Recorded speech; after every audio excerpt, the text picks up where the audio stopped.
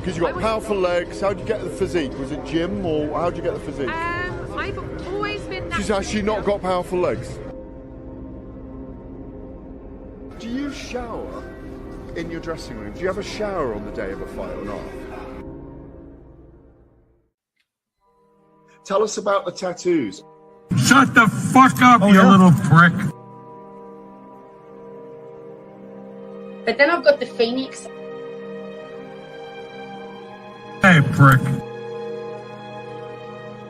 So I'll take it from Bob every day of the week. Absolute disgrace. I'm sure no one will mind. Move him out of here, Darren. Ricky Hatton didn't go over for his fighter because he risked getting abducted and sold into sexual I never said that. Both have been rape victims. I'm not watching Frank Buglioni live on Saturday night. You're out of your mind. Jesus Christ, get yourself a life. He's actually a priest. Yeah. It's because his brother John Fury eye gouged him. What have I told you all this time? He's going to end up sucked out, fucked out, looking for a handout. Boxing, nutters, messenger group. I'm gonna be the king. J-Pump. You know what I'm saying?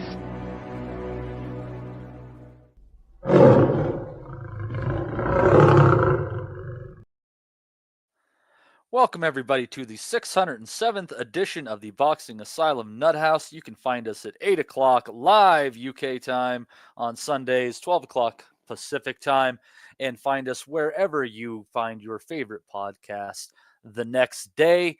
With us today, I've got Justin, I've got Dez, probably thinking a few more are going to wander in here. I'm going to kick this off. Speaking a little bit broadly, though, it's a real shame in boxing when you have people competing at the highest level for something that matters. They're trying to upset the odds, and then the deck is stacked against them enough. And then you have referees making poor judgment calls, letting fighters dictate the terms of the fight. You have them coming out and seemingly having some sort of a chip on their shoulder for a particular fighter sometimes. This is something they knew beforehand. They should have withdrawn from the bout because that's what professionalism requires. But unfortunately, oftentimes we find ourselves speaking about the judges following a fight.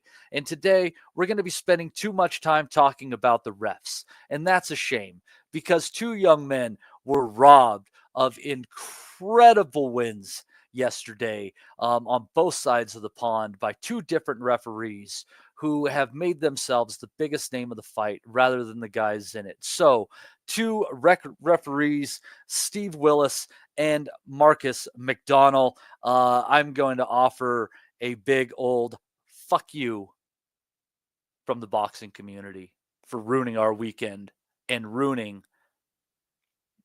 the opportunities for these two young men moving forward. We're going to kick it off with Brooklyn, New York. Gervonta Davis expected to knock out underdog Lamont Roach. Roach paying 9-1. Nobody really thought he had much of a chance. He has previously lost to Jamel Herring, who we've seen undressed by Shakur Stevenson. But this is a new Lamont Roach that we didn't give enough credit to. One who has become more confident since his victory over Hector Luis Garcia, making him a champion at 130 pounds. And he fought with Gervonta Davis. He held against Davis's best punches. He didn't flinch from the shots. He might have been buzzed a few times, but you know what? I think he buzzed Gervonta Davis too. And I think he probably won more rounds in the fight than Gervonta Davis. And in the 9th round, a round that I believe the judges ended up giving to Davis, Gervonta Davis had something in his eye, turning away from Roach, taking a knee, and then walking to his corner to have it addressed. Whether that's called a knockdown or disqualification for the corner getting involved in the middle of the fight. I don't know. Pick your poison. But at the very least, Lamont Roach was robbed of a 10-8 round, which would have been enough to give him a huge upset victory over Gervonta Davis at 135 pounds, making him a 2-division champion in a fight where really nobody gave him much of a shot. It was a tremendous performance by Lamont Roach, but it was a terrible performance by referee Steve Willis. Des, this is just one of those things in boxing. It just makes you sick. There is no good excuse in this one. Letting the A side dictate the fight. And that's what happened. The stature of Davis, the fact that he's a pay-per-view star when probably America and American boxing needs pay-per-view stars. The fact that the promotion is built on Tank, and probably maybe a referee was a little bit, I don't know if intimidated is the right word, but he was maybe a bit of everything, intimidated, starstruck, overwhelmed, and probably found himself between a rock and a hard place. He didn't do what he should have done. It was a really bad call. And it's one we've just got to move past now. It was a bad decision. It was a bad call. It was unprofessional, and it's cost Lamont Roach. There's no right to appeal. We can't go back on it. But it's another example of our referees, supposedly professional referees, are anything but professional. He failed in his duties last night, mate. And it's simple stuff. This isn't like one of those complex things that rarely happens. Like, I kind of understand when people are unfamiliar with the rule of when a fighter is knocked out of the ring, that they have 20 seconds. That's a pretty rare occurrence at the end of the day. Half of it being that if you're knocked out of the ring, usually you're knocked out too. But this, you take a knee, it's a knockdown. Since when has this not been a knockdown? Such a disappointing fight in the way that it went down, and not just in the way in Willis's decision, but I got to think this is the worst I've ever seen Tank look. Yeah, he looked bad. This is worse than the Pitbull Cruz fight, which I thought he did win that fight, but he didn't win this fight. Getting away with the draw in this one, plus the mistakes of the referee in the 9th round, this is just highway robbery on 2 levels to be just. Well, if you think about it, I think Willis was like everybody else in the whole world that was watching the fight. I think he was just caught off guard at first. I think that I don't think it was corruption that he didn't. I think part of it was he was like us. He was like, what happened? Yeah. It's not like, corruption. What happened? You're right. You're bang right, Justin. It's not I corruption. think he was like, it's incompetence. No. Yeah, I think Willis just got caught like, what is he doing? Like, what in the world is this? Look how long we've all been watching boxing. I have never seen a fighter take a knee, walk to his corner, grab a towel, wipe his face off, look at the referee, talk to his corner. I've never remember that happening. I think Willis was sort of like, okay, what the hell happened? But Willis looked at him and said, "You took a knee." He should have took the point then. Willis told Tank, "You took a knee." He pointed at it. Willis called it. So he made a mistake. He messed up. He just made a mistake. He messed up. Sorry, lads. Just to come in there, Justin. Not to disagree with you, but if a fighter turns his back and walks back to the corner, the fight's done. It's supposed to be yes. That's supposed. Yeah, you're submitting. And his corner told him as much. Tank's corner said it looked like you were submitting. They if you saw Lamont Roach in his face, even he was like, "What the hell just happened?" He was sort of like, "What?" Like he really didn't even land. But he did kind of land a punch though. So it could have been like, if you're the referee, you could have been like, "Hey, he landed a sort of a punch, and you turned around and walked away. That's it." You're right. By the letter of the law, you turn your back, you have to stop it. That is like 101. So Willis messed up twice, and you're right. He cost Roach. I had Roach 7-5. I thought Roach won, but he saw the scorecards. He would have won. I mean, he would have won the fight. Lamont Roach stepped up in weight, did everything he was supposed to do. Like you said, he took, and I think that's one thing that hurt Davis is I don't think Davis expected him to take the shots. I don't think he ever expected in their corner that he was going to take the shots. He took every one, and he hurt him. That was a very I don't know what it was. You can't pinpoint what was wrong with Davis. Was it? I don't want to take anything away from Roach, but there was something off. I think we all can recognize Roach did his job, but Davis, there was something missing. I don't know what it was. I just think he's undertrained and full of damn self, you know? That's part of it. He just was not. And then he come out and blamed what? Hair gel or something that he was wiping out of his eye or something stupid. It all fell apart. He's lucky that the referee screwed up twice. He's lucky that the judges didn't pay that much attention to the fight, obviously, or he should have lost. And then PBC, if he'd have lost that fight, then PBC, you could say, I mean, I don't know where they're going to go, but Davis, he hasn't taken his career seriously in a long time. And this right here last night just kind of added on to that. It all adds up to it. If you don't take your career seriously, this is the kind of stuff that's going to happen, and it happened last night. Tank Davis should not have had that fight with Lamont Roach. A guy moving up who Jamal Herring schooled. I know Roach has gotten better, but still. Davis should not have been in a fight like that, and he did it to himself. Yeah, and I think what bothers us so much about this, and this filters into other things in life, is you feel helpless. You want to do something about it because you have seen before your very eyes an injustice being committed, and there's nothing that will be done about it. And that's what's wrong. You want people to be given their due. You want everyone to be given proper justice. And Lamont Roach was robbed of that. And Des, it seems like Gervonta Davis is trying to duck a potential rematch, right around the corner for other opportunities. But as far as it goes as a boxing fan, I think that he needs to find a way to accurately close this chapter. Otherwise, this is just a big matzo ball hanging out in his career, which is already lackluster at this point in time and a major disappointment based on his talent level. Right. So we've probably got to go back a little bit if we're going to talk about Tank. And certain things we have to agree on. Boxes, he does tick. He's a big puncher. He's a potential superstar. And he's a pay-per-view boxer, fighter. He rose to fame very young, very quick, under a lot of publicity. I go back to, say, the Leon Walsh fight, which was nearly, not quite, but very nearly 8 years ago, all barring a couple of months. From Leon Walsh to now, over that period of nearly 8 years, Tank's just not got going. And it's not because he lacks ability. It's not because he's found the level.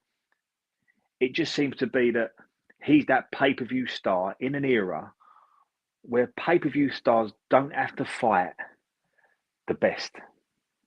And it's not just Tank. We see this with a lot of big guys, big names across all the divisions. And Tank has coasted through on multi-million-pound purses from being a double A side fighter fighting B-side guys.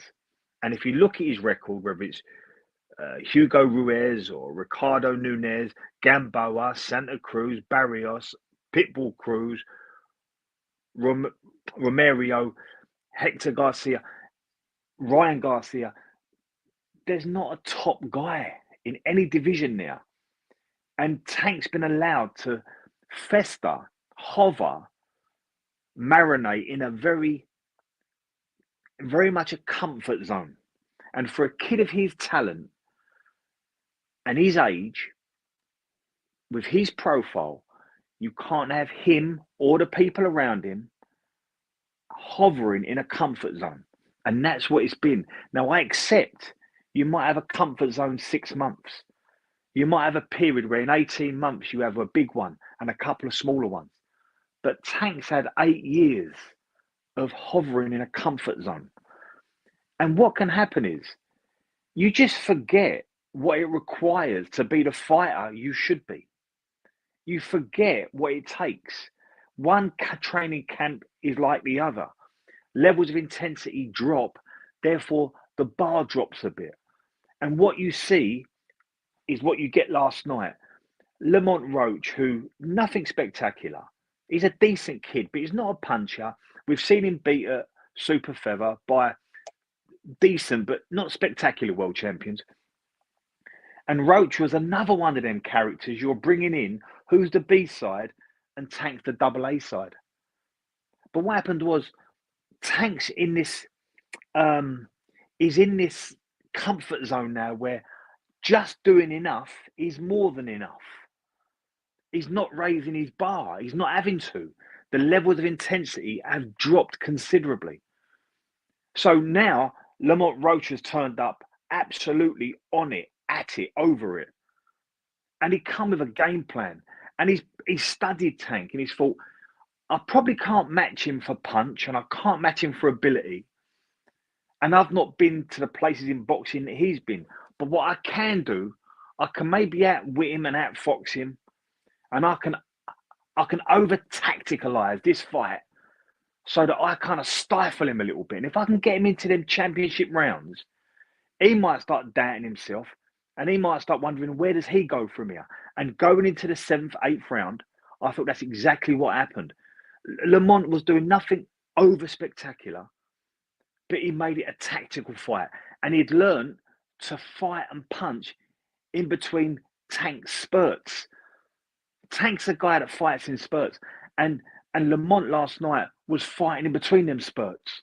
And what he was doing, it was second guessing the judges. It was second guessing people like me that think, when's Tank going to get going? And he never could. I'm with Justin. I had it 7-5. And if it was a knockdown, it would have been a landslide. If the referee disqualified him or called it or pulled him out because he retired, Lamont Roach should have been the winner tonight. It was a really bad performance. But I think this isn't a case of Tank's had a bad camp or Tank's in a bad place. I just think the last 6 to 7 to 8 years, Tank has been allowed to plateau off. And we even see that last night. He had a really good round 6 and then he just fell off a cliff and plateaued off. And I think now, and I'm a big fan of Tank Davis. I think he's a huge talent. I think this guy, don't take me out of context here. This guy could be this generation's Roberto Duran in so many ways. But we've seen such a long period of time of such comfort zone boxing. In the same period of time, Roberto Duran become a Hall of Fame fighter. Tank has leveled off, plateaued off, and looks like his trajectory is on the down. So I don't know how he lifts it now. Does he change the people around him? Does he change his mentality? Does he look at his bank account and how he lives and think, do you know what? I need to up it and go to a dark place now. Probably not capable of doing that. He's been really well rewarded for operating in his comfort zone that's taken him to where he is. I don't quite know where Tank goes here. Do we put him in like perhaps say Anton Russell did last night? Okay, now let's go and see what you're made of. I'm not quite sure Tank responds. Not with the guys at 135. I don't think Tank's capable yet. So we need to almost reinvent Tank Davis. But he is a talent. He does have it. But I go back to what you said, Matty. He's got unfinished business with Lamont Roach. And then we'll have to talk about where Tank goes. But he has to get past Lamont Roach first. Yeah, that's become a much bigger task than we initially thought it was. I mean, he's walking away with a draw here instead of a W. And I do feel that if he trains properly and focuses, because I just don't think he was, I think Roach probably wins a rematch. That's my opinion. And I think that they can sell a rematch too. It's just, I don't think he wants it. You know, like there was something in Roberto Duran that made him say, fuck it. I'm going to go up to middleweight and I'm going to get fat and punch people there and I'm still going to win. And he did. It's this incredible self-belief and just a desire to be great. And I don't know if he's missing one or both of those. Well, so on that point, since the time Tank fought Jose Pedraza to now, in that same time frame, Roberto Duran had a Hall of Fame career. Remember, Roberto Duran had probably 3 Hall of Fame careers in one career. But in his first 10 years, but before he even fought Ray Leonard, he was a Hall of Famer. So I'm not saying Tank is as good as Roberto Duran. I don't believe that. But he could have been this generation's Roberto Duran. Do you see what I'm saying, mate? Yeah. He has the abilities. He had that. He's got the personality. He's got the controversy. He's got the punch. He's got that. It comes with a culture. And I think, do you know what, this guy, if you could just tweak him a bit, I've said this for years, we've got something in Tank. I think he's a superstar waiting to happen. Going in last night, 30-0 and 28 KOs.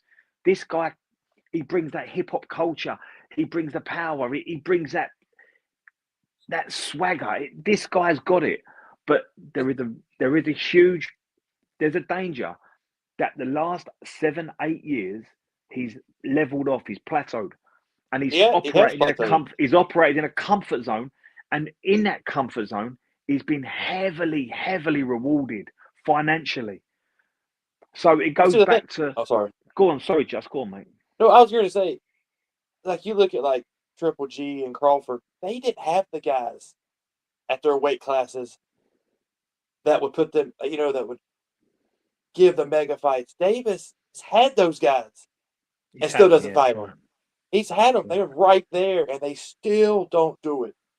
And you're right. Justin, worse than that, mate. Sorry to interrupt you, but just to add to what you're saying, he ain't not fought them.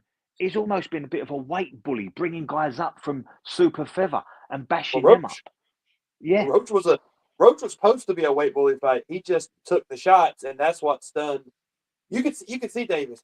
Davis landed a few of his bombs, and Roach just looked at him and kept going. And that's what I think. That's what turned the fight. Is that Roach was like, "Hey, I took him. Like I'm taking these shots." And Davis, it's just weird. I'm not saying you never say you're. Davis is one of those guys. If he fights somebody, he does. I mean, it's like we can't. Davis is probably going to be one of these guys that he'll probably start fighting the bigger names when he's past it, instead of fighting them when he should now. And then he's going to get beat. But ultimately, Justin, this kid has been hugely rewarded. Yes, for operating way below par. So now what we're saying is, Tank, to get the same money or a bit more, you've got to fight a Lomachenko or a Stevenson or a Zepeda or a Keyshawn who's coming up and looking absolutely ruthless. And maybe Tank's now thinking, I've done this boxing thing for 10 years. I'm a multi-millionaire. Like, why do I have to come out my comfort zone? And I can see why he's never get. And again, it goes back to what I said at the start of my rant. Today's generation of great fighters are just not required to fight other greats, not like they used to be. You don't have to. You get paid so much. You don't have to. Yeah, correct.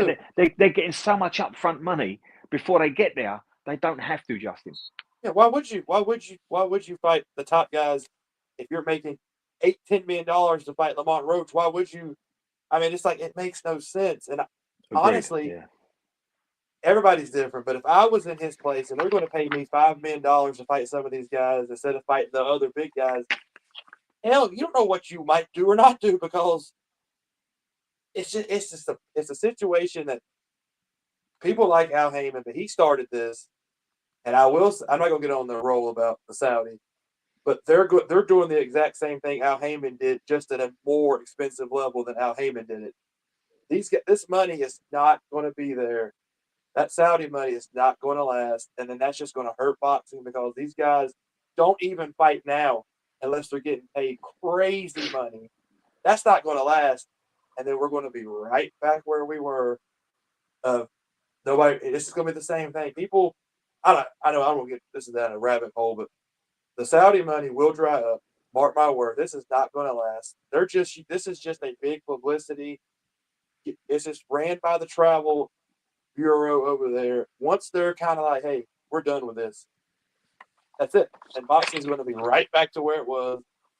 The money is getting, if you're paying Tank Davis $10-12 million, just like Danny Garcia, just like Mikey Garcia, why would you want to do anything else? But hey, give me $4 million to fight the 20th guy ranked in the world.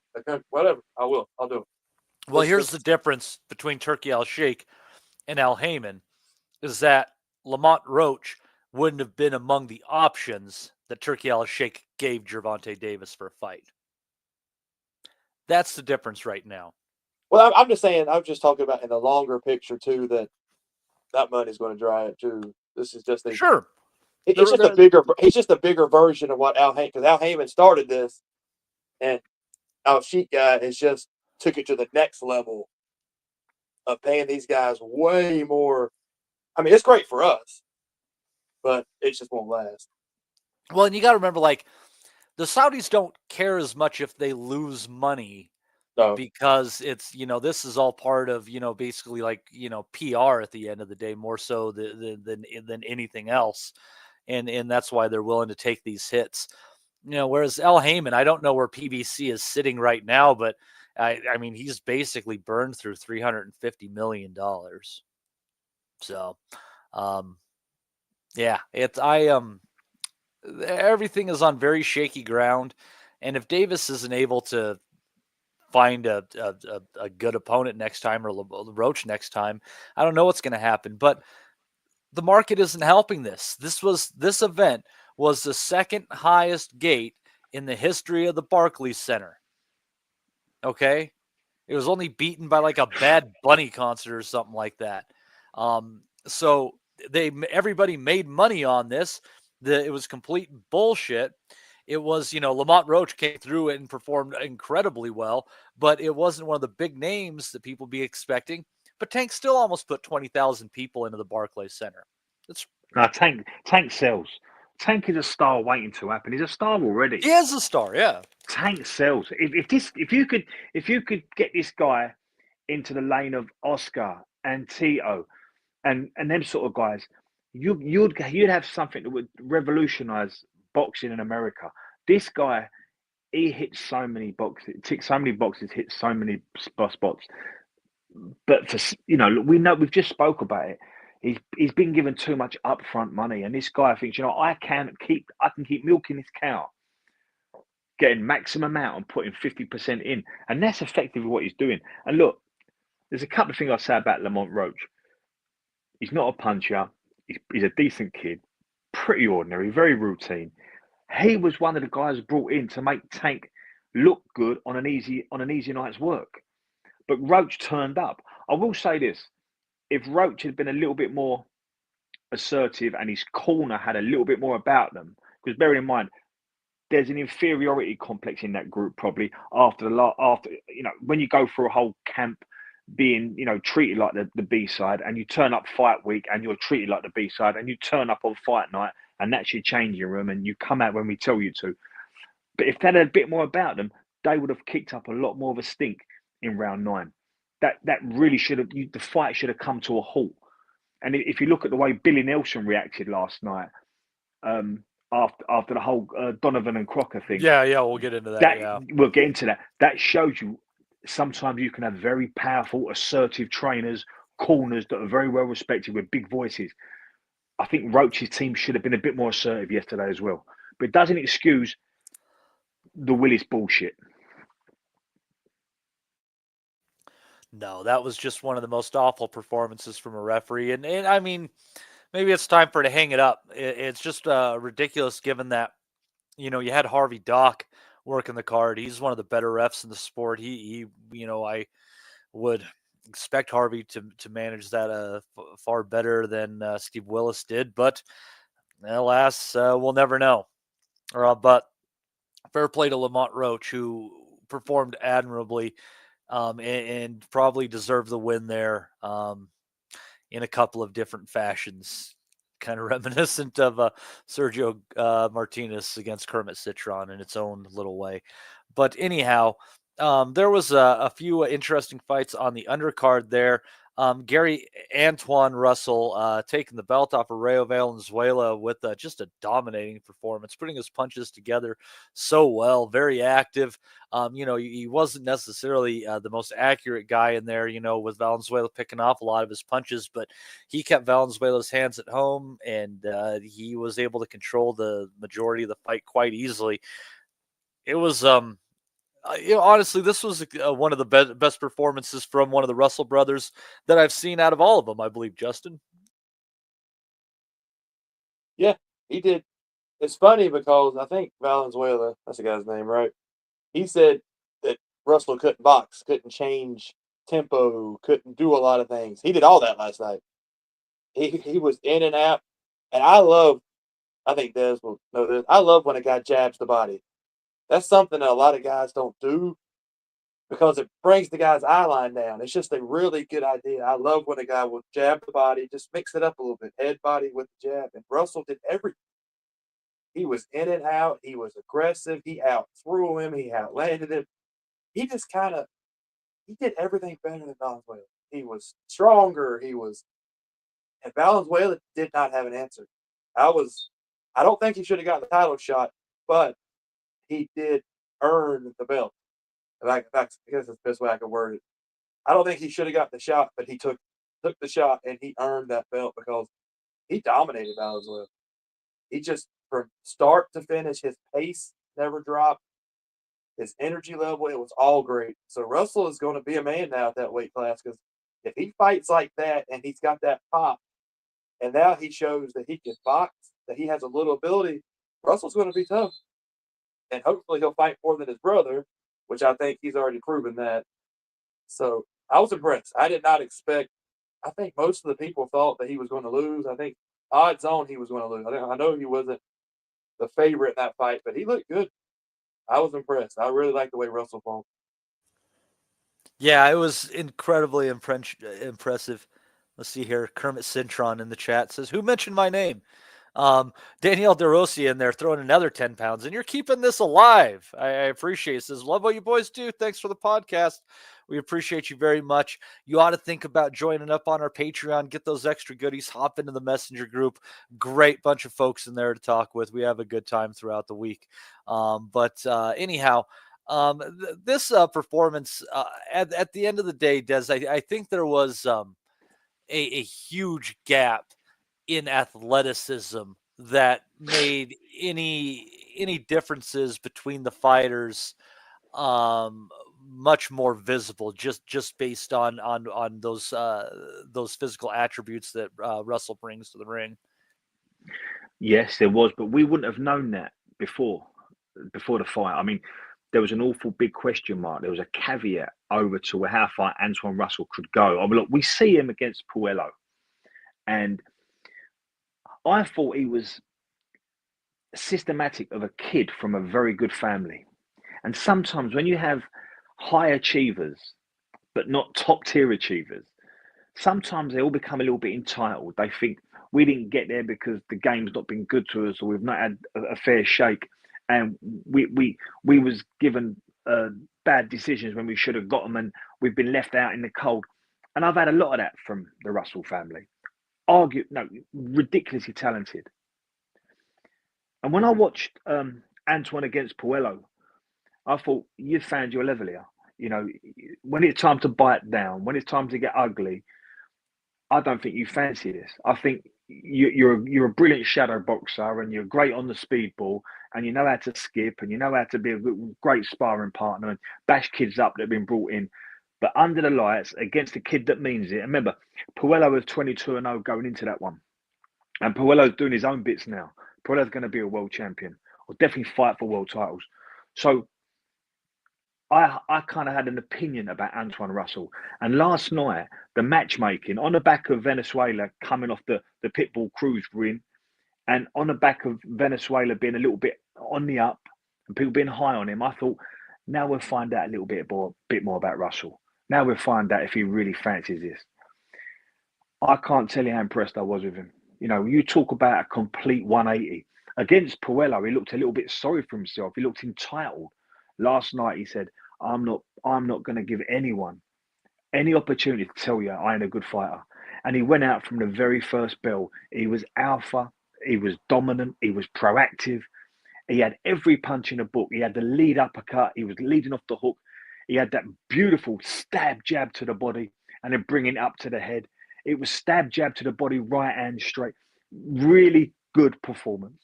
I can't tell you how impressed I am with this version of Gary Russell. And to pick up what Justin said, that's the bar now. That's where you need to be. That's what you've got to give to your opponents. And that's where at 140, that's how you're going to start. I know he's won a version of a world title, but that's how you're going to start mixing with other champions and defending titles and perhaps unifying. It was a really good performance last night. And the performance was good. But even so much so, on the back of his last performance, where I thought he stunk the place out and I thought he'd levelled off and he'd hit his ceiling. Excellent performance, Antoine Russell. But that's what championship fighters look like. And the next 2 or 3 camps, you only get better. Really good performance, very impressed. And can I just say about Daniel De Rossi, he's always very positive. He's always got loads of positive things to say about the pod, and he's a consistent contributor and a listener. Thanks very much, Daniel. Really appreciate it, mate. Absolutely. So, this interesting in the 140-pound division. We'll see how this holds. I would kind of like to see Gary Antoine Russell mixing it up with the Teofimo Lopez's and the Devin Haney's of the world at 140. Did you think, Matty? Did you think after the way he stunk the place out against Puello, did you think you'd see this version of Antoine Russell last night? This is like when I was looking. I guess the way I kind of look at myself when I see fights, even if I don't explicitly say something, is like if I'm going around like saying, "Oh, I like that to place a bet on" or whatever, throw it in a round robin. I obviously had a strong opinion on this one. This one I didn't really have a play on because I think what Puello did to beat Russell was, he's just really good at grinding down the pace and kind of nullifying your offense and making it a little bit just a little bit ugly in there. And what did Russell do from the very first bell last night? What did he do different? He kept his distance enough so that he couldn't get tied up. He wasn't allowing Venezuela to sort of get any hands on him or to sort of nullify him or to stop him getting a rhythm going. Absolutely right. He was so alpha. He was so in control last night. And there was none of this entitled mentality of I'm too good to get on the front foot. I'm too good to push you around the ring. I think last night was the very best version we've ever seen of Antoine Russell. And on the back of that previous result and the way he boxed, and I thought he was awful against Puello. Coming into the 6th or 7th round, halfway through the fight, I thought you're spent. You're just not used to kids hitting your back. You're just not used to kids dancing to your tune. And last night he set the record straight. He put that right. If we see this version of Gary Russell moving forward, slight improvements, he's going to be a real hard kid to beat. Yeah, and he does come from a really good family. Yeah, they know their stuff. I mean, the boxing brains are great. And you wonder if maybe he won't end up being the best Russell, just like how we saw, a handful of Ennis's come up before Boots. And Boots seems to be the best of them by a bit. You wonder if this isn't the best Russell when all is said and done. Learn a little bit from his brother's mistakes. If he fights twice a year, he's obviously learned a little bit from his brother's mistakes as it is. Because, man, that's the one problem with Gary is that he just did not get out to fight nearly enough. And again, I blame so much of that on PBC. But anyways, Justin, the one fight that I didn't catch on that main card was Yoenis Tejas against J-Rock. And it seemed, a lot of people expected him to get the stoppage in there, went the distance. What were your thoughts on Tejas? Not quite the destroyer we once thought. I wouldn't say that. J-Rock used a lot of old man tactics on him to try to just to stay in the fight. And I think too, you could just tell. And I love Stephen Edwards, the bread man as he goes by. I think he's a great trainer. And if you really want to listen to some great instructions, just listen to him in the corner after every round. And they were just, you could tell that they kind of knew that they weren't going to win, but we're going to have, this is going to be a pride fight. And you're going to finish this. We're going to get you through this fight. And after every round, you can kind of tell that's what it was. He would always ask him, are you okay? You good? You good? Every time he would come back. And he started doing that like in the 4th or 5th round. So then you were like, okay, how long can he hang? But Williams just tough. He held in there. Tellez, I don't think you can say he's not a destroyer. He beat up Williams. I mean, he really busted him up. It's just Williams was just in that kind of determination of, I'm going to stay in here. And when you got an old veteran like that and he's determined not to get knocked out, sometimes it's hard to knock him out. And I think Tellez showed some things. He showed some ability. He still needs more Williams-type fights. I don't think he's ready for the top yet. I think they still need to give him a few more fights before they decide to jump him in there because he still needs to work on some things. But I've always liked Julian Williams. I think he just held in there. I think more guys should go to Edwards. I don't think he really wants to train a lot of guys anymore. But you're not going to find any better. And also, if anybody wants to read his article, he writes a good article each week on boxing. He's good on Twitter. I met him one time. He was a super nice guy. And it was good learning fight. Yeah, I don't think you could take any away from Tellez, or it's just one of those fights you have to have as a kid getting in there. He is young. He's not like the regular Cubans. You think, oh, you got to push him along because he's 37 years old. He just turned 24. So he's not like the regular Cubans that come over later in life. So he's got plenty of time to get his stuff together. And he's with Ronnie Shield, and they've got a good thing going down there. So there's no point of throwing him in the deep end yet. Yeah, kind of like, even though David Morrell has now been in the deep end, and even though he didn't win, he did okay. He wasn't in that, batch of very old Cuban fighters who you don't even necessarily know if their age is what their age is, as they say in there. Lanier Solis, I think there were some questions about him. Obviously, Luis Ortiz, Guillermo Redondo, just sometimes very unsure about the age of some of these Cuban fighters. It doesn't help that they age in the face so terribly, it does seem. But anyways, also the only other fight on that card I caught there was Jarrett Hurd in what was likely the final fight of his career, losing a split decision to Johan Gonzalez. He deservedly lost that fight. He did give it a rip. The last few rounds were better than the first half of the fight for him for sure. But alas, just not enough in there, even though I thought he might have snuck away with another draw in there. I don't know, Justin, if there's much for Johan Gonzalez as far as a career goes in what his future might hold. He's now 36-4. That was only the second fight of his career to go the distance for the Venezuelan there. In his, let's see here, he lost to Tellez. That's why I remember him from. Yeah, he lost by stoppage, but yeah, he won a couple rounds off of him. He lost to Jesus Ramos. He lost to Kurbanov. And he's held a decent enough level of competition, but at the end of the day, this is just Hurd is done. He knew enough about this guy to know if he wanted another shot at gold, he has to be beating him, and it didn't happen. Well, he retired too. Yep. I think I said last week, I've met Hurd. I met Hurd a few times. I've got his gloves. He's a Redskins fan. I'm a Redskins fan. We talked about that, but he blocks the shots with his face, and he's been doing that since he started. He should have stopped 2 or 3 years ago. He just kept coming back, different weight classes, trying different things. He was one of those shooting stars.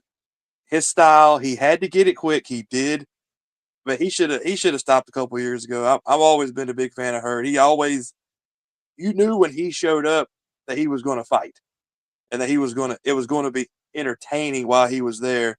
And as far as Gonzalez, he just earned himself another loss, probably, because they'll put him in versus another prospect type guy now.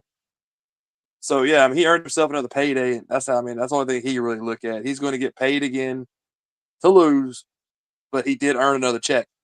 And being from Venezuela, I mean, that's not you need to take every check you can get. So you take every. He lives in Vegas now, and that's Oh, not a cheap town. He's probably got prostitutes bothering him all the Yes. time. So And shit. Terrible. So you need to take. So he earned himself another check, and that's the whole point of what he did. If he'd have lost to Jarrett Hurd, I don't know where he would have been going right now. He really would have. He probably should have hung it up. But I bet on Gonzalez to win. One of my bets I did. I didn't think Hurd would win. I haven't picked Hurd.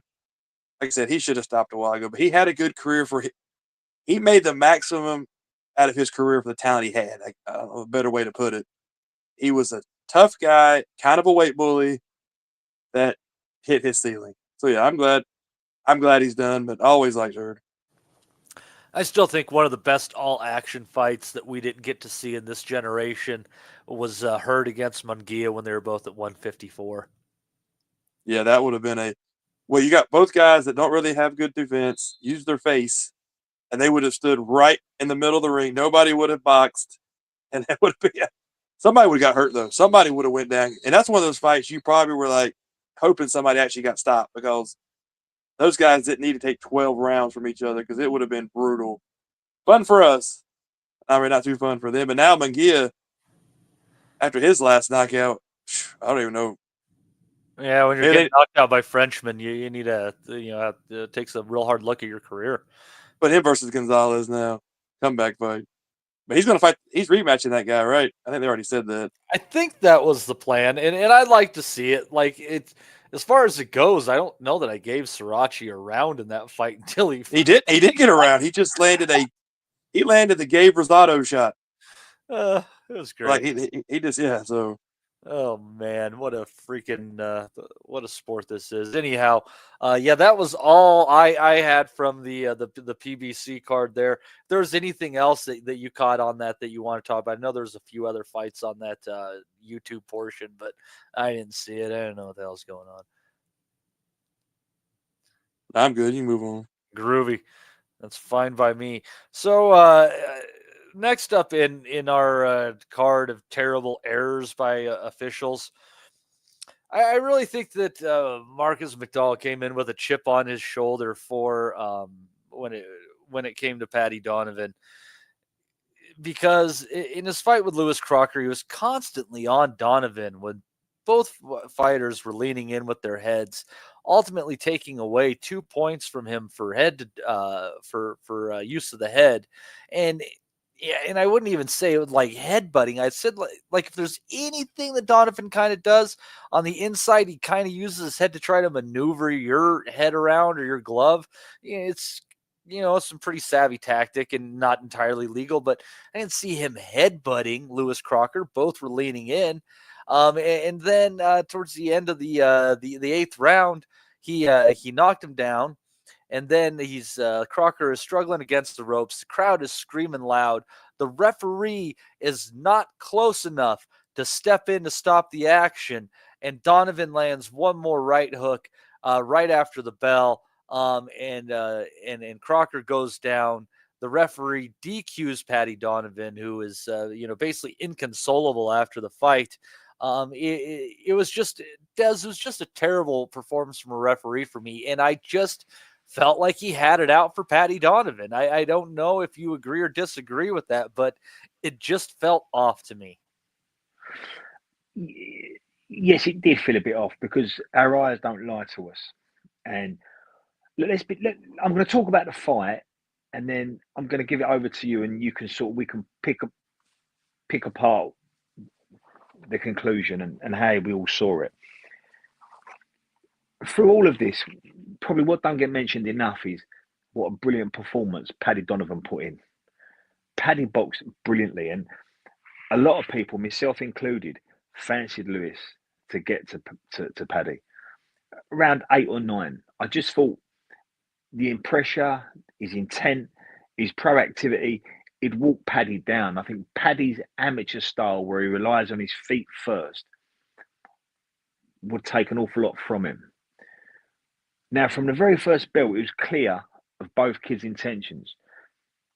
Lewis, he reminded me a lot of Michael Gomez. He had his chin down, his head tilted forward, his shoulders were round, elbows in, hands high, and he was walking into the punching zone. So he didn't really respect Paddy's power, but he probably gambled on the fact that Paddy would want to keep distance. So Paddy's natural instinct is to keep the distance and keep out of that invisible circle around Lewis's feet where Lewis could touch him. But Paddy wasn't so quick to want to get out of that space. In fact, rather than go back in straight lines, he pivoted off at angles, keeping him in touching distance, but offsetting Lewis at the same time. And he kept hitting, then moving, hitting, then pivoting. And he kept touching Lewis. And where Lewis's hands were so high and his head was so tilted, he became an easy target and a predictable target. And by round 4, Lewis was marked up and he was cut. And Paddy had got a rhythm, he'd got a momentum. And what you don't give a kid like Paddy, who's got really good motor skills, is rhythm and momentum. And now Lewis is sort of 4 or 5 rounds down, and we're all waiting for Lewis to get to Paddy. But Paddy was a lot stronger than we thought, held his feet a lot more than we thought he would, and was throwing really good, solid shots and educated shots too. He wasn't hitting Paddy, he wasn't hitting Lewis's gloves or his arms. He was looking and landing at targets. Now, I've written this down because there was a lot going on in the middle rounds. In round 6, Paddy got his first deduction for use of the head. Now, he'd been warned previously on 2 occasions, and now he'd had a point deducted. Am I right when I say that, Matty? Have I got that right? Yes. So he's had 1 point in round 6. Now, in round 7, I actually thought Lewis was going to start picking it up a bit and pressing the fight even more so, with a lot more intent, marching forward, but letting his hands go. Whereas previously, he was just walking forward, trying to corner Paddy into a little corridor. But Paddy was never there. And I remember commenting to the lads on the chat, the commentary team are making a lot of this Crocker's injuries. His eyes were wide open. He was cut. He was marked up, but it wasn't affecting his vision, and it certainly didn't seem to bother him. And then something happened in round 8 that changed the fight completely. Paddy hit him with a brilliant backhand straight, and that backhand straight landed right on Crocker's left eye, and it closed it. And it dropped him. Now, at that point, I can't see a way back for Lewis Crocker now, because he's probably 6 or 7 rounds down out of 8. Momentum is with Paddy Donovan. Paddy's into a rhythm. Lewis's eyes shut. But then we got another stop, and the referee gave a point for took a point off Paddy for use of the head. The problem we've got here is that both kids were doing the same thing. And I don't understand why Paddy got the 2 points deducted. That's my problem too. Now, so that's the issue here, Matty. I understand the ending. We'll come to that in a minute. But how we got there is the issue. Both kids were using their head. Both kids were doing the exact same thing, but Paddy got 2 points deducted before we got to the end of round 8. Perhaps you want to talk about that and see what your point of view is. I think when both guys are fighting with their head past their lead knee, then nobody is really leading with their head, and it wasn't like violent moves or anything like that. They're just kind of fighting head to head. The only thing, as I said earlier, that Donovan does, and it's just kind of veteran tactic at such a young career, you gotta almost give him credit. And that's not that he head butts; it's that he uses his head to move his opponent's head into position a little bit on the inside. I will say that. but that didn't cause Lewis Crocker any pains in his head. I think he oversold it, honestly. I think he was looking for a way out. I was soundly behind Donovan in this fight just because I thought it was a good polished fighter with a real pedigree against a good working class fighter, and those gaps usually tell in the fight. No, I think Lewis is a bit more than that, mate. I think you might have sold him a bit short there. Working class style. Yeah. Say that a little bit. I think you've got two contrasting styles, and I think Lewis is definitely the presser. He's probably not the puncher he thinks he is. 11 out of 20, you can crack, but you're not a puncher. And Paddy's style was a bit more versatile. Paddy's style should take him a little bit further. But up to the point, which the bone of contention, which we're going to talk about, I thought both kids were using their head for the same purpose. Both kids had made this sometimes a fight in a phone box.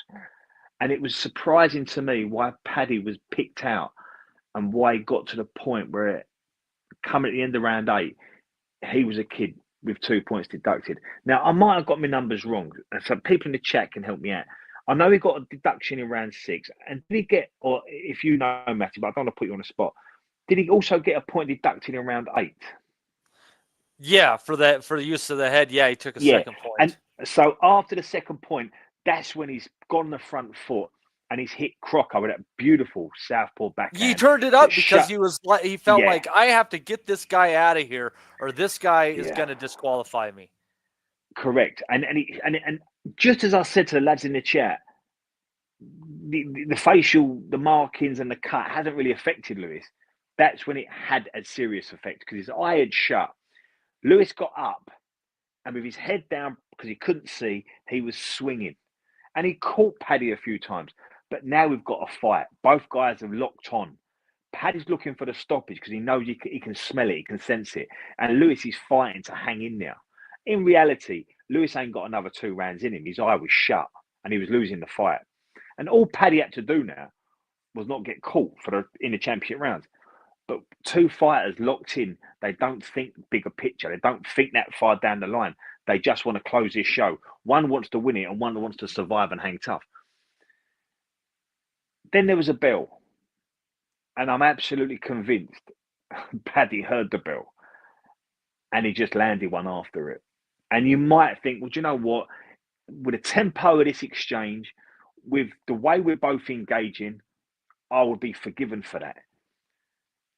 I think in context, that's what would have happened. However, the referee's already taken 2 points off of him. He'd taken a point off him in that round. He's spoken to him 4 times all in total. And I just think the referee had a split second to think. Billy Nelson was up on the corner because the round had ended and he remonstrated with the referee. He's hit him after the bell and it will be his 3rd point deduction. It's a DQ. He then turned to the referee, to the judges and said to them, this fight can't continue. And if you watch it back, you can see Billy Nelson. He talks to the ref, then he goes over and talks to the judges. They was very clear in what they wanted to happen here. So sometimes 2 things can be right at the same time. I think they played on it. I think Paddy threw the shot after the bell. And I think the referee reacted on instinct, knowing I've got to DQ him. Looking back on it now, it might have gone differently. But I don't think Paddy helped himself and backed himself into a corner. I just don't think Paddy managed that situation as well as he could have done. He was if he hadn't took the points for the headbutts, he wouldn't have DQ'd him for that late shot. And if Paddy had managed that situation a bit better, if he'd have known, I've won this round, I've got this round back, this guy can't continue, his eyes shut, this fight's mine. If he'd have just composed himself, and I know it's hard to do, I think Andy Lee suggested that if he'd have just managed them few moments better, we would have had a different outcome. He was too, I know this is I guess it's the best way I can say it. He was too aggressive at times when he didn't have to be. Like, It didn't have you know, to be he in that did, moment. Yes. no, Right. there The was referee made him feel that way. yeah, there was He times had in the to. fight he was boxing him so well and just piecing him up. Like Des just said, it was going to come. He just could. He was so amped up to beat this guy up. Was Well, part of it too. There's so many things to think about it because Paddy wouldn't have known, I don't think, that Lewis's eye had shut. He wouldn't have known that. He just known he caught him, he's dropped him, he's leveled the round off. But in the back of his mind, he's had 2 points deducted. He wants to look, but also as well, he's a fighter. He's an aggressive person by nature. And when he heard that bell, he thought, in the heat of this exchange, the tempo we're throwing at, I can probably get away with one. We've all been there. He half took a liberty, he pulled a stroke. But on the back of what happened previously, it's cost him. I don't agree with it, by the way. I thought Paddy boxed brilliantly. And I was fortunate enough, I'm sort of in conversation with 3 or 4 lads in Ireland. I've got Dominic in Belfast, Michael out there in Dublin, I've got Rob out there in Wexford, and we're all going at it, and we're all talking about this fight. All of us agreed, Paddy boxed brilliantly. The only thing I would say is he didn't manage that 30 seconds, that last minute of that round, as well as he could have done, and it's just cost him. Well, and it's as far as it goes to, I just feel like the referee when they hear that clack needs to be near the action to stop it at the sound of the bell. That's part of their whole job for breaking the round. You know, put their hand in, you call the action, and it was just another place where the referee absolutely let down these fighters, in my opinion. Well, so that's a slightly different complaint, and I agree with that. Yeah, the referee was too far from the action, and when he hears that clacker, he needs to be pressing, stalking, and when that bell goes, cut across the two. I totally agree. And he never done that. There was 3 or 4 things that went against Paddy Donovan last night. Some of his own doing, and some not. There were a lot of mistakes being made, and there could be a lot of improvements. But ultimately, Paddy boxed a perfect fight. He was the better kid. I thought he outclassed Lewis. But that last minute, even that last 30 seconds, we could anchor it down to. He just didn't manage it right. But let's be clear. Speaking to the lads in Ireland, watching it from where I was watching it, Dominic was actually in the arena. Everybody agrees. Our eyes don't lie to us. Paddy Donovan is the residing winner of this one. He looks amazing. He looked brilliant. And none of us thought he was going to be so assertive, so in control. But he was. His feet were brilliant. His jab was brilliant. His variety of shot was great. The only downside is something that Michael said to me last night. Although he might get the return, it does hold Paddy up now. Because if he'd have won that last night, he'd have gone on to fight for perhaps an eliminator and then perhaps a world title. But now this might stagnate a little bit and he might have to tread water for 6 months and have to go over what he should have done last night. So there's that issue.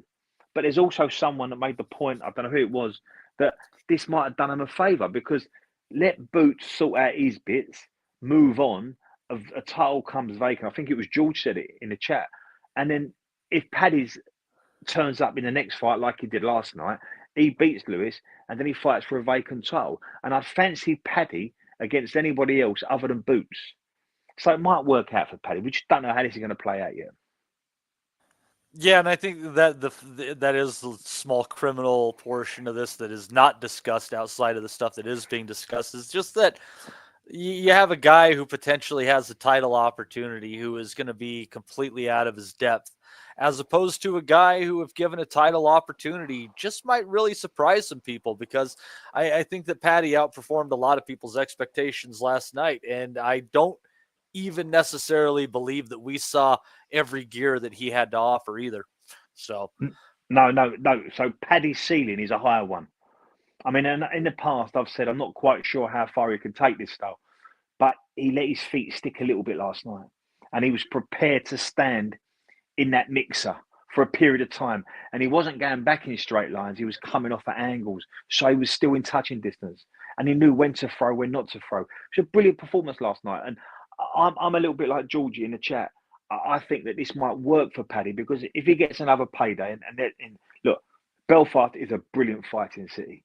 Like nothing does boxing on a big night like Belfast.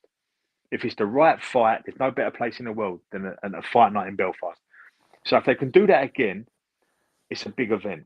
If Donovan comes through, he might fight for a vacant title. And I think if you can get him a title, come back to Ireland, then you can learn a bit in it over a couple. Then you can take the bigger one. Because I think there's a little bit more learning to be done with Paddy Donovan yet. He's still only like a 15 fight novice. So it would be a good idea if he didn't have to fight the boots just yet. But in the meantime, he's got to replicate in the next one what he did in the last one. And that's assuming they have the return. But I think they will. It's such a big event and it went down well last night. It went down so well last night. And speaking of the event itself and what an atmosphere, our very own Dominic was there. Dom, what was the feeling in the crowd on that one? It was so contentious, and I feel like that Donovan wasn't giving his due respect from the crowd for what he went through, because it was not a necessarily pro Donovan crowd. Yeah, he wasn't without support in the crowd, Matty. That's what I would say. I mean, it was obviously very much a heavily pro Crocker crowd, but my sense was, and I was in a good position to judge this because I wasn't drinking that much. I had one pint and that was it. So I was compass mentis, if you know what I mean. And he did have some support, but that question, Matty, of what the feeling is in the crowd. I mean, I was saying to Stephen on the way home last night, it never ceases to amaze me at these events how few people are actually interested in the boxing. Most people are just there to get pissed, as far as I can see. But I suppose that's part of that. That's what makes the atmosphere, just people being out of their minds and everything. But the feeling around me was that Donovan was far the superior operator. That was certainly my view. But I have to say, I'm no great fan of Marcus McDonald, Matty. And I can't come on here and sort of lie about what I feel, but I don't think he had much of an option there last night in terms of taking the points off. I think Paddy Donovan, I think he must be kicking himself because he was far and away the better fighter. He outclassed Crocker, and as a few of the guys said, he did get that feeling he was even boxing within himself. That there was more levels to be shown. Which is not to say, in my opinion, although I do think he's more levels, I'm still not sure how well he would compete against like a Stanionis at top echelon. And just in terms of last night, he boxed beautifully, controlled the tempo beautifully. Even like the sort of reputation Crocker has sort of had for a long time of being like a heavy-handed guy. His punches didn't seem to have. He did get through a few times, Crocker, and he didn't seem to have any effect on Donovan. And there was no signs of Donovan slowing down or feeling the pace. He was doing the distance comfortably. But I mean, it looked to me, I was watching the replays on the big screen in between rounds, and it looked like he was, at the very least, he was being careless with the head and the elbow. He did get an elbow in there. Yeah, that's true. I mean, I'm trying to be. That's my honest feeling about it. I mean, I know I've flicked through the chat. I know some of the guys felt that it was harsh that he got the points taken off, but he did get a couple of warnings before the first point got taken off him. So he had been warned. It wasn't like it was just a point off without warning. He got warnings, then he got a point taken off. And as for the punch, it was clearly after the bell. I mean, guys who were down at ringside, a lot closer to the action than me. I had a very good seat, but I wasn't down at ringside. Guys who were down at ringside said that it was clearly after the bell. Now, I agree with all the sentiments about the referee needs to be right closer to the action and showing, indicating to the two fighters that he's coiled, ready to intervene, and that sort of heightens the sort of awareness of the fighters to know that, you know, they have to be, you know, on their guard not to shoot that shot after the bell clings. But yeah, it's I thought the other thing was the other reflection I had, Matty, was that I thought Crocker played the victim with a sort of a cunning that I didn't think he had. That's right. Yeah.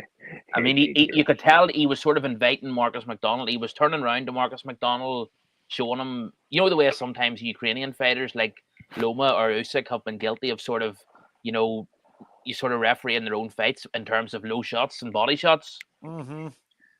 Loma, I think, did that a lot. And Dominic, you know, yes, go ahead.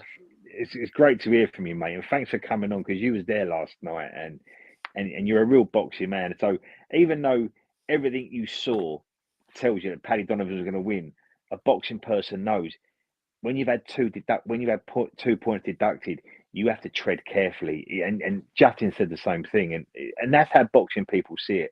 Now, it's interesting. It's interesting you said that about Crocker playing the victim. Do you think a conversation happened in the Crocker corner whereby if he hits you low or there's a clash of heads, I want you to play on it? And do you think a conversation should have happened in perhaps the Donovan corner whereby someone said to Paddy, if you have to be a choir boy for the next 4 rounds, do it, because this guy's looking to throw you out? Do you think there was two contrasted? Do you think one corner had a conversation and one didn't?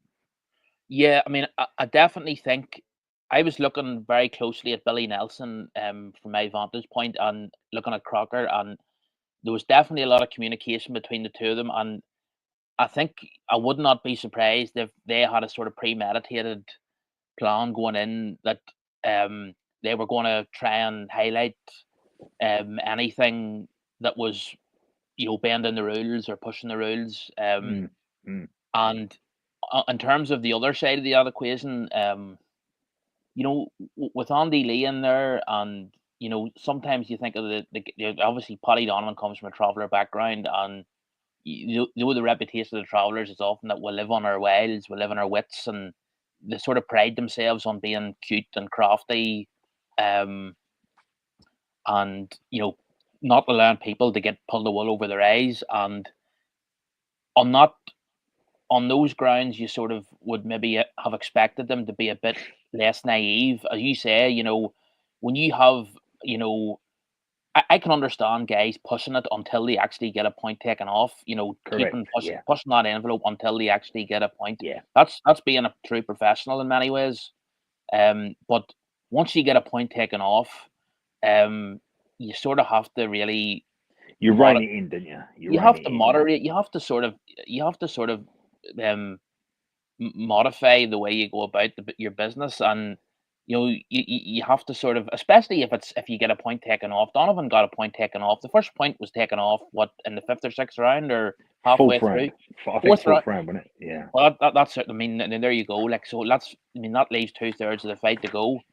Sorry, Dom, the 6th round. Sorry, mate, the 6th round. 6 was still very early. You know, it's still half the fight to go, and it's yeah. I mean, I just thought, you know, it's very rare. I don't know if any of the guys heard Andy Lee's reaction after the fight, not in the ring, but in the changing rooms when they were interviewing him. And it's very rare that you see Andy. It's pity Rob's not here actually, because he could maybe shed more light on this. But it's rare that you see Andy Lee that sort of pent up and that vociferous about you know, a refereeing or officiating performance in which one of his fighters has been involved.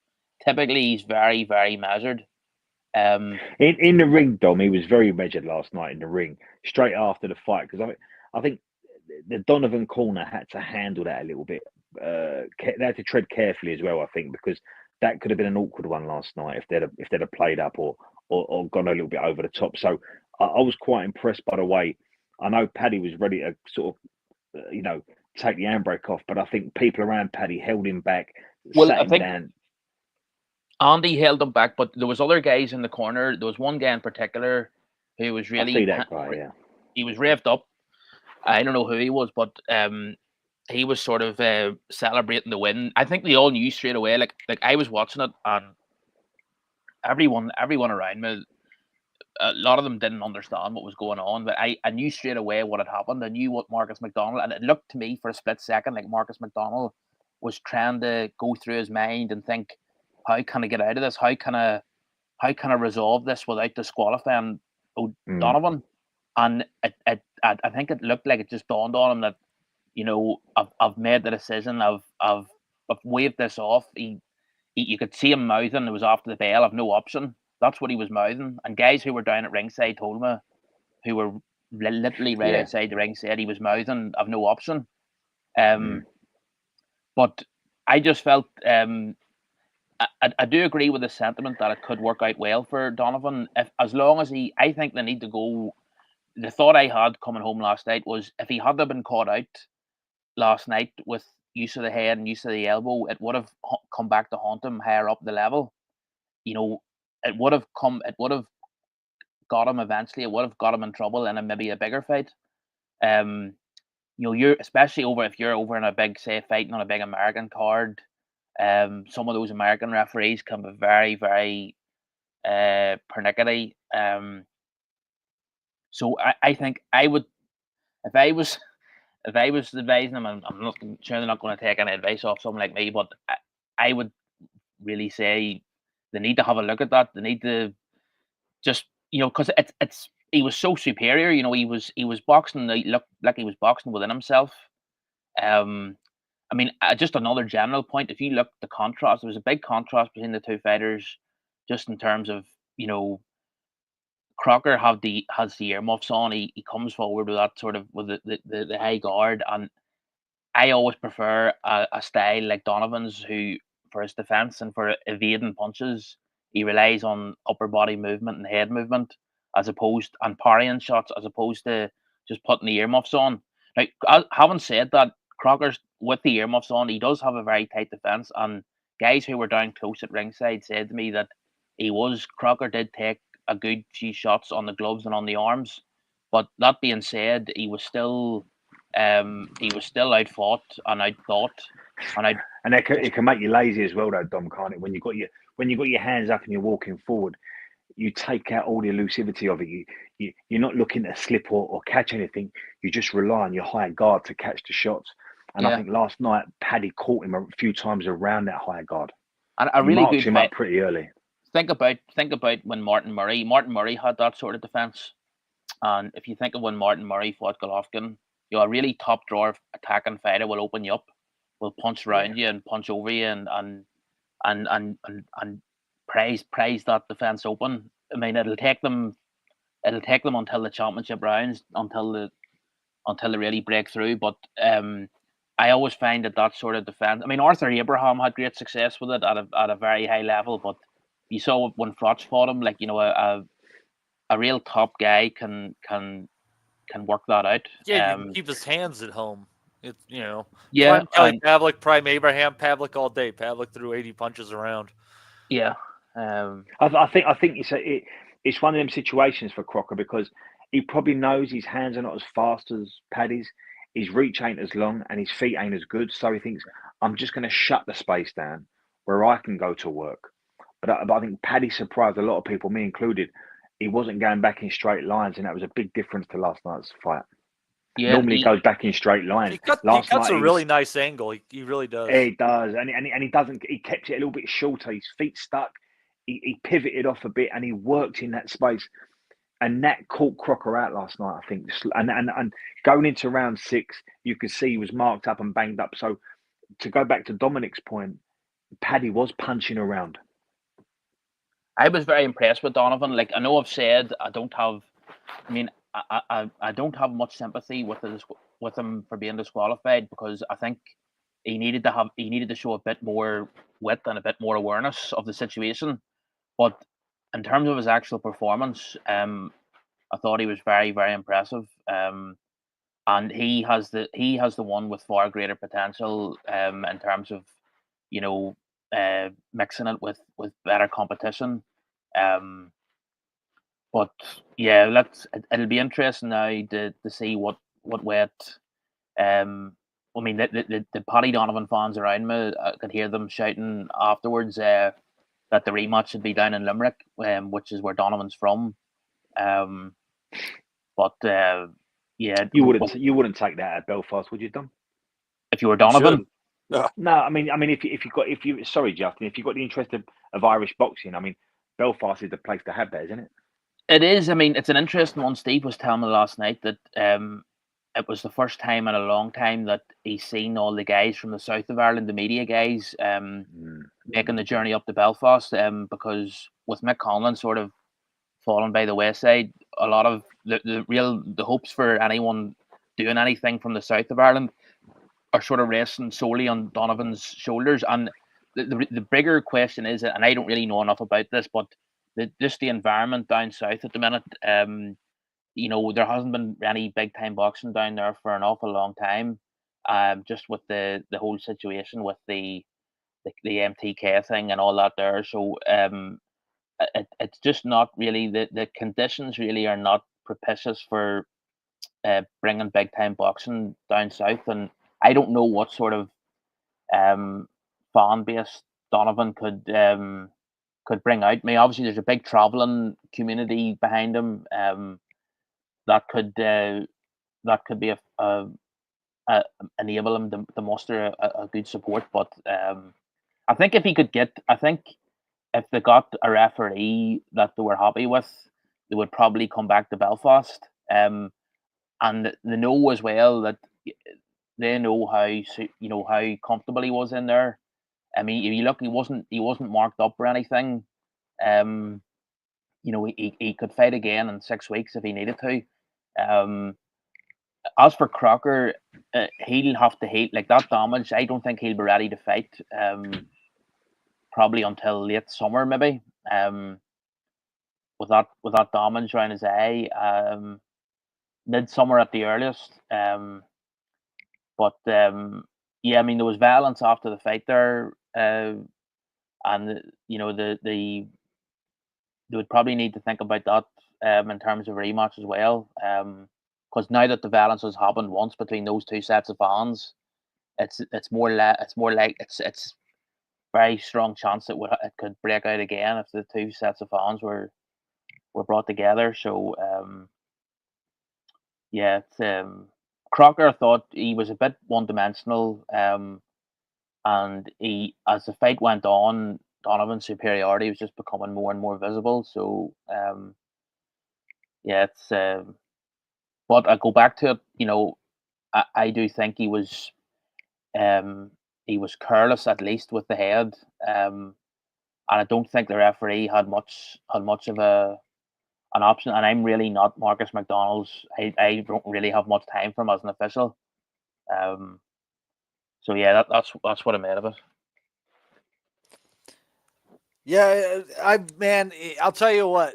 If that fight had happened in where on like Patty's, I know the home turf might be a relative term, but where more of his fans were in the crowd, I think that there would have been a totally different reaction, and it could have gotten pretty nasty in there when that stoppage happened.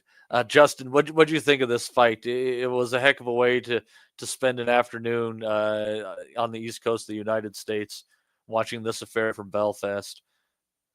I don't have much to add. I think they summed it up pretty well. Groovy. Yeah. Groovy. Let's see here. Des, anything else on that card that you felt was about worth mentioning? I didn't see a whole lot. Yeah, I mean, Padraig McCroy was taking on Craig Richards, and I think that was an opportunity for the promoter to say to Craig, "What more have you got?" And also to Padraig, "Show us what you've got." And it was a fight really pitched on that basis, basically. I thought, look, we don't come on here to hit fighters over the head, especially 24 hours after you've lost on TV. We're not here to do that. But I thought Padraig really let himself down last night. And I'll be interested to hear. Dom, I'd like to know in a minute what you thought of Padraig in the performance, but also about Tommy McCarthy as well, because I never got to see that one. But going back to Craig and Padraig, I thought Padraig never seized the moment. I don't know if he had a bad camp. He looked a bit fleshy. He wasn't very proactive. He took a reactive position from the very first bell. He allowed Craig, who's a big, tall, strong, rangy, light heavy. He allowed Craig to get on the front foot, and he allowed Craig to throw his straight left, right hand, freely and openly. And by round 3, it was almost like Pardrag was, how do I not get caught? And Craig was being told by his corner openly, this kid don't fancy it. You've got to go and turn it up. And Craig went out and just kept turning it up, just kept turning the screw. I was disappointed with Pardrag because that was opportunity. Like I say, for the promoters, it was a conversation with Craig. Show us what you got left. And with Pardrag, it was show us what you can do. And horribly negative performance. Horribly negative. It was a. I hate. I've got to be careful with my language because I don't want to disrespect fighters. I know what they go through, but he dropped the ball last night, Pardrag. It was probably set up for him to get a big scalp. And I wonder if he'd have come out and been a bit more proactive. If he'd have said, I've got the crowd behind me and I'm here to win this fight. After 4 or 5 rounds, what would we have seen left from Craig Richards? But he allowed Craig to get a foot on the ladder and Craig just kept pressing. And going into round 5, Craig knew this kid can't beat me. And Pardrag was not in severe survival mode, but he was like, how do I navigate around these rounds just to see the hear the final bell? I don't know when the stoppage come. Was it round 9 or somewhere around 10? I should have written that down. But I think it was a good 8. win. Round 8. Sorry, thanks, Dom. So it's a good win for Craig because it is a good name, and now it puts Craig right back in that light heavyweight mix that is really exciting. Yeah. I mean, and it was nice to see John Ryder actually in Craig Richards' corner, friend of the pod, John Ryder. Always. In the corner with Tony Sims. And I mean, I was just reflecting with Steve on the way home. Bivell's a guy that's gone, or Richards is a guy who's gone 12 rounds with Bivell. I know we've always had this conversation about Bivell back in those days that he just didn't want to go through the gears and get rid of guys that he could have got rid of. But anyone who can go 12 rounds with Bivell can fight. And Steve remarked as well to me that, first time he had seen Richards up in the flesh, up close, he's a big unit. And that was a factor. Paudie's maybe a natural super middle. And I agreed with your observation. I noticed that too. I thought Mccroy looked a bit fleshy. Whether that was the fact that whether he didn't prepare as well as he could have, or whether you often see that with guys who are fighting at a weight division that they don't belong in, that they're too small for. They can't put on the weight in terms of lean muscle. It just presents itself and being a bit. I remember Frampton's last fight up at super featherweight. He was like that. But yeah, it was very disappointing from Paudie, and I wouldn't be surprised if that's the last we see of him. He was very, very reactive, very negative, and yeah, he looked like a guy that doesn't have long left in the business. I mean, having said that, now I loved the shot Richards finished it with. It was a beautiful body shot, and he hadn't gone there all night, and he just placed it beautiful. So, and I think he was with Shane McGuigan for a while. Craig Richards was, and maybe it just wasn't the right fit. And maybe he's better back with Tony Sims back around people that he's grown up around and come up with.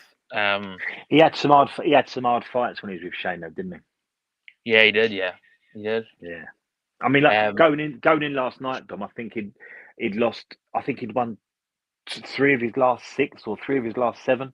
Yeah, because he got a draw against Chad Sotham. So I think last night he's coming in having won 3 of his last 7, and you got to look at Pardrag. Going in 19-1, the kid on the up. The conversation would definitely have been, go and beat Craig Richards, Pardrag, and put yourself in this mix. But now Craig's done that, so fair play to Craig. But yeah, I think the Tony Sims thing is a much better fit for Craig. He's been there. He's been around the Simses from when he turned pro. I think he looks more comfortable. But Pardrag made it very easy for Craig last night, didn't he? He did, and one thing I don't like is, after the I was watching the two guys at the end of the second round, at the end of the third round, and Potty was looking to top Richard's glove at the end of the round. Now, maybe this is just a personal predilection of mine, but you're in a fight for your future. You're fighting for your future in the game. I don't mind guys hugging and everything after the fight's over, but you look at that and you think Richards, on the other hand, was a lot more businesslike. You see, he was just concentrating on getting the job done. So Teddy Atlas was big time against that too. When you touch the gloves, I mean, there's one example, Justin, actually, where I always remember it with fondness. If you remember the Corrales Castillo fight, yeah. And those guys, I remember, if you remember, got to round 7, round 8, round 9, and for those rounds, if you remember at the start of a few of those rounds, Tony Weeks was sort of examining Corrales' bruises and stuff, and getting the doctor to look at them. And then as soon as he got the two fighters to resume hostilities, the two of them would just sort of give each other a tap on the glove, to start another round. And that was different. But that's rare. That's respect. Like, hey, we've just killed each other out. But yeah, Teddy Atlas was like, I think it was him. He said it's like a show of weakness. Yeah. If you go out there and do it early in the fight, he said, because you're not there to be their friend. Another lovely example of it, actually. I would encourage all others to look at this. But after the famous, for me, the best round in heavyweight history, round 10 of the first fight between Bo and Holyfield. But at the end of that round, Bo just sort of Holyfield finishes the round, incredibly, after nearly dying halfway through it, and Bo after the bell, he just sort of gives him a tap underneath the cup, as if to say, "Yeah, you're a geezer." And it's a lovely moment. Like, Bo, he just sort of gives him a wee tap on the cup, as if to say, "Yeah, you're a don." But it was a bit different last night. But yeah, fighters, no fighters. And the last thing I'll say about that one, Dom, you picked up on it. We both think that Pardrag turned up a bit fleshy, and he did get stopped with a body shot. So it didn't look well for him last night, did it? Well, Berlanga beat him up last time. Yeah, on his loss. Yeah. I didn't. McCroy was really, and it's bad to say, but this is not an upset. Richards is a pretty good fighter, and if you getting whooped by Berlanga, where is your ceiling? It can't be that high, in my opinion. It can't be too high. If Berlanga is just, because Berlanga doesn't blitz anybody, and he just blitzed not him. anymore. Yeah, So that kind of put where McCroy was for me anyway. And everyone locally says he's a very nice guy. I'm sure he is, but maybe he's too nice. I don't know. But it's he was fighting in front of the home big. It was a good crowd there last night. Good atmosphere. I don't know how well it came through on the box, but it went flat very quickly. In fact, it never got going at all. And the feeling I had watching it was the stoppage was coming a good 2 or 3 rounds before it actually did come. You could feel it was coming. McCroy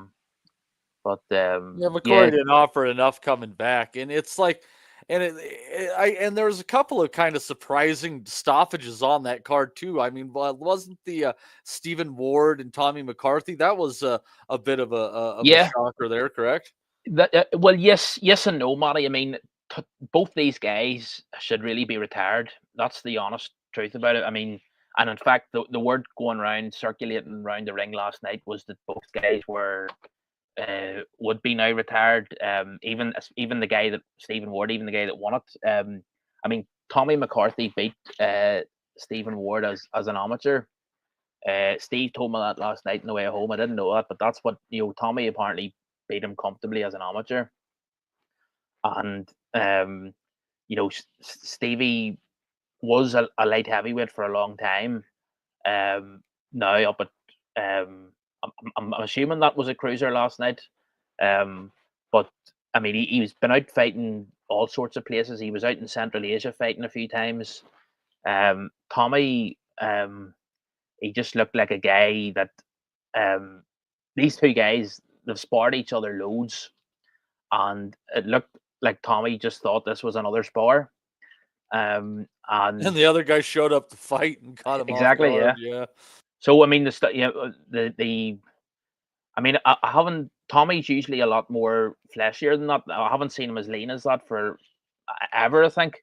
But I mean, I would have liked to have seen him. I saw him losing to that.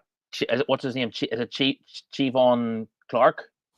Yeah, Chev Clark. Chev Clark. I saw him fighting Chev Clark and being stopped by Chev Clark in Belfast about a year ago, just over a year ago, and I would have wanted him to retire. I mean, I wanted him to retire before he fought Chev Clark. So I mean, I think he should definitely. I mean, it's just too. It's. I mean, they had a 10 count. They had a 10 bail for the guy the poor fella that died. A few weeks ago, Cooney, and you know, I just don't know what the point is really. Like, there was nothing really riding on that fight. It was just two pals sort of making a bit of money, but you know what it's like, Don. When you got a card in Belfast, if you can bring out local kids, I mean, if you can get that Belfast, if you get that Belfast crowd going, you've really got something. And that's what it would. It is, but the reflection I would have on it is just that you mentioned that, and is that it must be a concern that there aren't enough younger guys that could take that slot. You know, that could fill that slot. You know, I think, you know, Steve said to me, there's not a lot coming through there. I think on the Irish scene, there's guys that are starting off. There's a few guys starting off that are okay, but in terms of guys that, you know, can fill TV slots on a big card, I think it's pretty threadbare at the minute. Yeah, do you remember McCarthy's first fight with Billum Smith, guys? Do you remember that one? Yeah. Yep. He fought really well against Billum Smith, and there wasn't a lot in it. And I thought, if they get the return, I just fancied Tommy McCarthy to have enough. But little did I know that was going to be the making of Billum Smith. and in that second fight, I literally, after round 4, I watched Tommy McCarthy's gas tank rapidly depreciate, and he went off a cliff.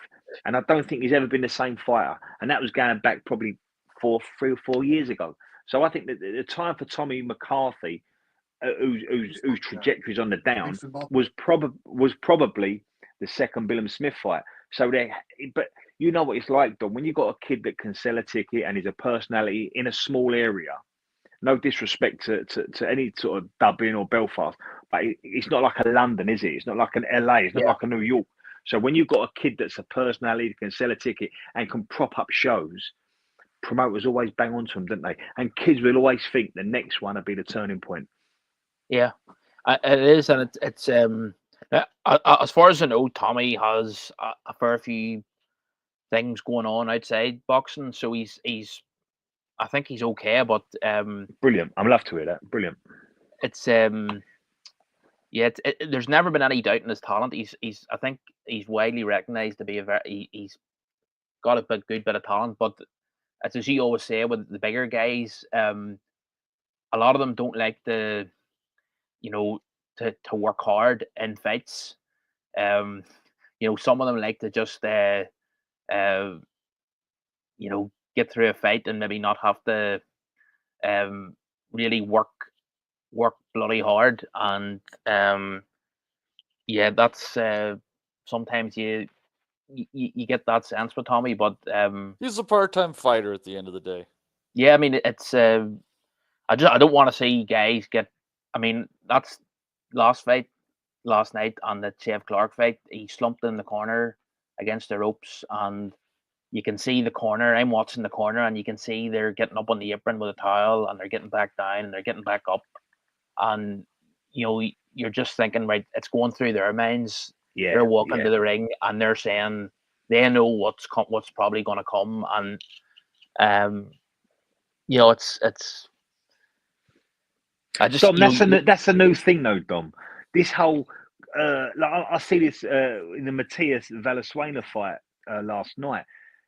Doctors, corners, and referees almost now asking the boxer, "What do you want to do?" In the old days, the trainer waved the towel. It was over. It was done. Yeah, this is a new thing where trainers, I'm up, I'm down, I'm not sure. Shall I? I don't agree with it, and it's a new thing that's just happened in boxing. I was wondering. I saw that in the Matias fight as well, and I just had the thought: do you think it's a case that is it a case now that the trainers are actually frightened to end the fight on their fighters' behalf? Like that maybe they don't have. I think that's what it is. Like they don't have the authority, and they're afraid of being. I think some of the trainers are afraid of losing their position. Maybe of. But last night, you saw with Wilder. Matty will come to it. Last night, the doctor was talking to the boxer, and the boxer saying, "Give me one more round." I mean, like, when's that ever happened? I mean, I saw recently as well. I think it was a fight between Marcus Brown and Beterbiev. The fight was the cuts, and the doctor was looking at Beterbiev's cut and sort of dabbing it with a white patch of tissue. And the referee, Matty, who's that referee? The Canadian ref, the WBC ref. I can't think of it for the life of me. You know him? Is it Russell? Is his name Russell? Maybe. Well, anyway, Griffin, Michael Griffin. There you go. There you go. Anyway, that sounds right. And he had to say to the doctor, "You're not allowed to actually touch the cut. You can examine the cut. You can look at it. You can even press your thumbs on the fighter's head or where the cut is, but you can't actually do anything you can't work on the cut. So, but so there's a lot of this stuff and I think a lot of it is to do with, the culture now that's grown up. Every health and safety is, an overdrive. They've tried to make the sport as safe as they can, and they've succeeded most places. I mean, the sport is probably as safe as it can be in terms of just the ringside protocols. Yeah, there's only so much you can do. It's two people punching each other in the fucking head exactly. for 45 minutes. Exactly. You can't. I mean, someone actually said to me once, 30 seconds. A guy I respect said, could you not have the guys wearing head guards? And I didn't ridicule the guy and speaking of him, but like, once you do that, it's not professional prize fighting anymore, and people are going for the potential thrill of seeing a guy knocked out. And we all have to be honest about that. That's the, there's an irreducible brutality involved in the thing, and you have to be honest about that and upfront about it. But I do think. I mean, I just remember back to Deontay Wilder going into the third Fury fight with Malik Scott, and clearly there was an agreement there, or basically Wilder had told Malik Scott in no uncertain terms that he wasn't to be pulled out. Yeah, you'll peel me off the canvas because he hated that Mark Breland stopped the second fight. Right. I mean, and I think there's the sort of trainers, the number of trainers who would refuse to go into a fight and agree to that sort of stipulation, they're less and less. There's not people like Emmanuel Stewart, Freddie Roach, those sort of characters probably would have refused to go along with that sort of order. But a lot of the guys now maybe are mercenaries, it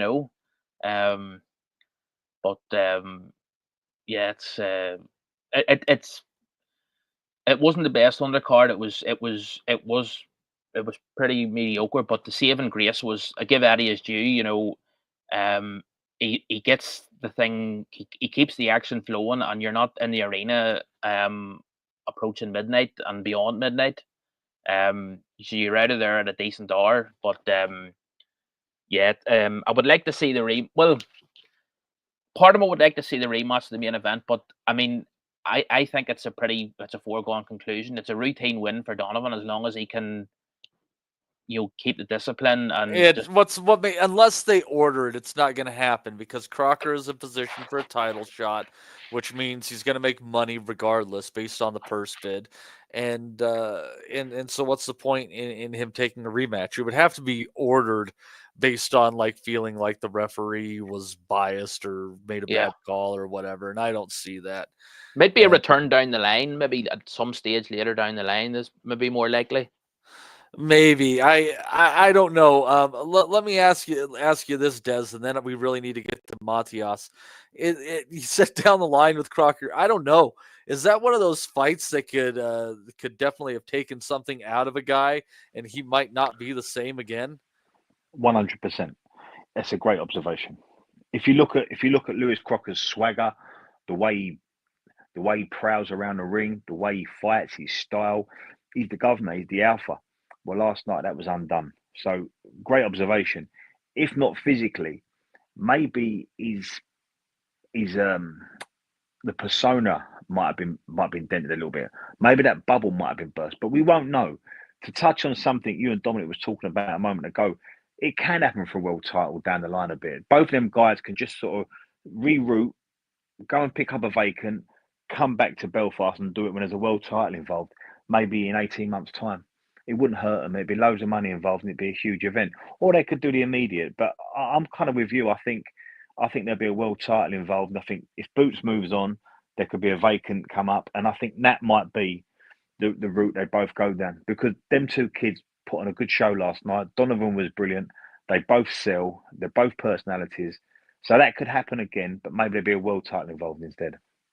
Yeah, wouldn't that be something? But anyhow, we've got to move over to Puerto Rico here with Subriel Matias picking up an 8th round stoppage victory over Gabriel Goaz Valenzuela, not to be confused with Rayo Valenzuela.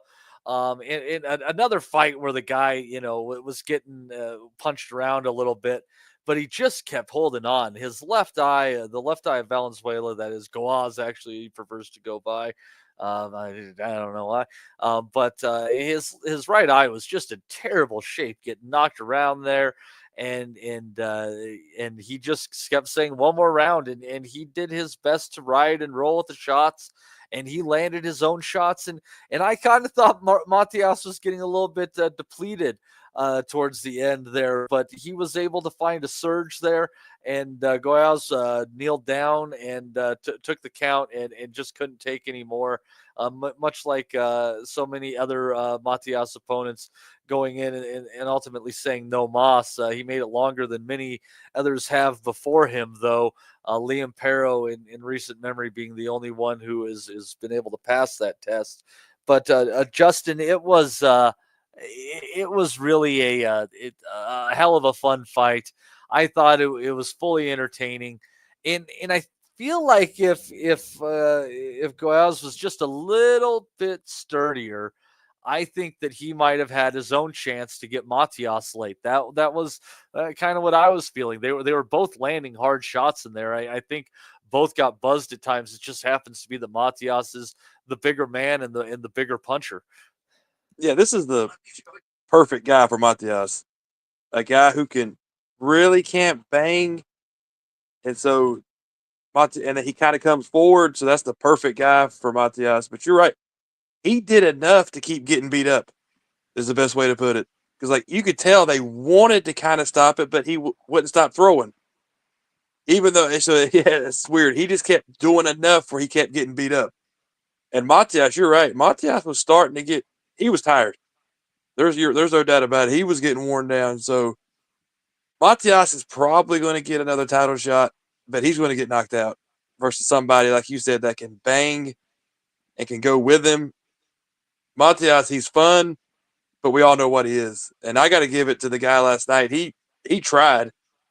His eye was all messed up. What was it like for the last 6 rounds? They checked his eye every round. And just kept letting him go and kept letting him go. Well, the doctor was looking at him, making sure his pet could see how many fingers. Yeah, and stuff like that. He was passing. They gave him. Yeah, but then that body shot was just too much at the end. But I think the announcers were, and I liked the announcing crew last night. They had the Zone had the old Showbox crew going, So I like listening to the old Showbox guys, and they were starting to get a little uncomfortable the final 3 or 4 rounds, thinking that maybe they should do something. But then every time, I think it was Raul Marquez said every time you're like, maybe they should stop it, he said he would come back and he would kind of, I wouldn't hurt Matias, but he would freeze him.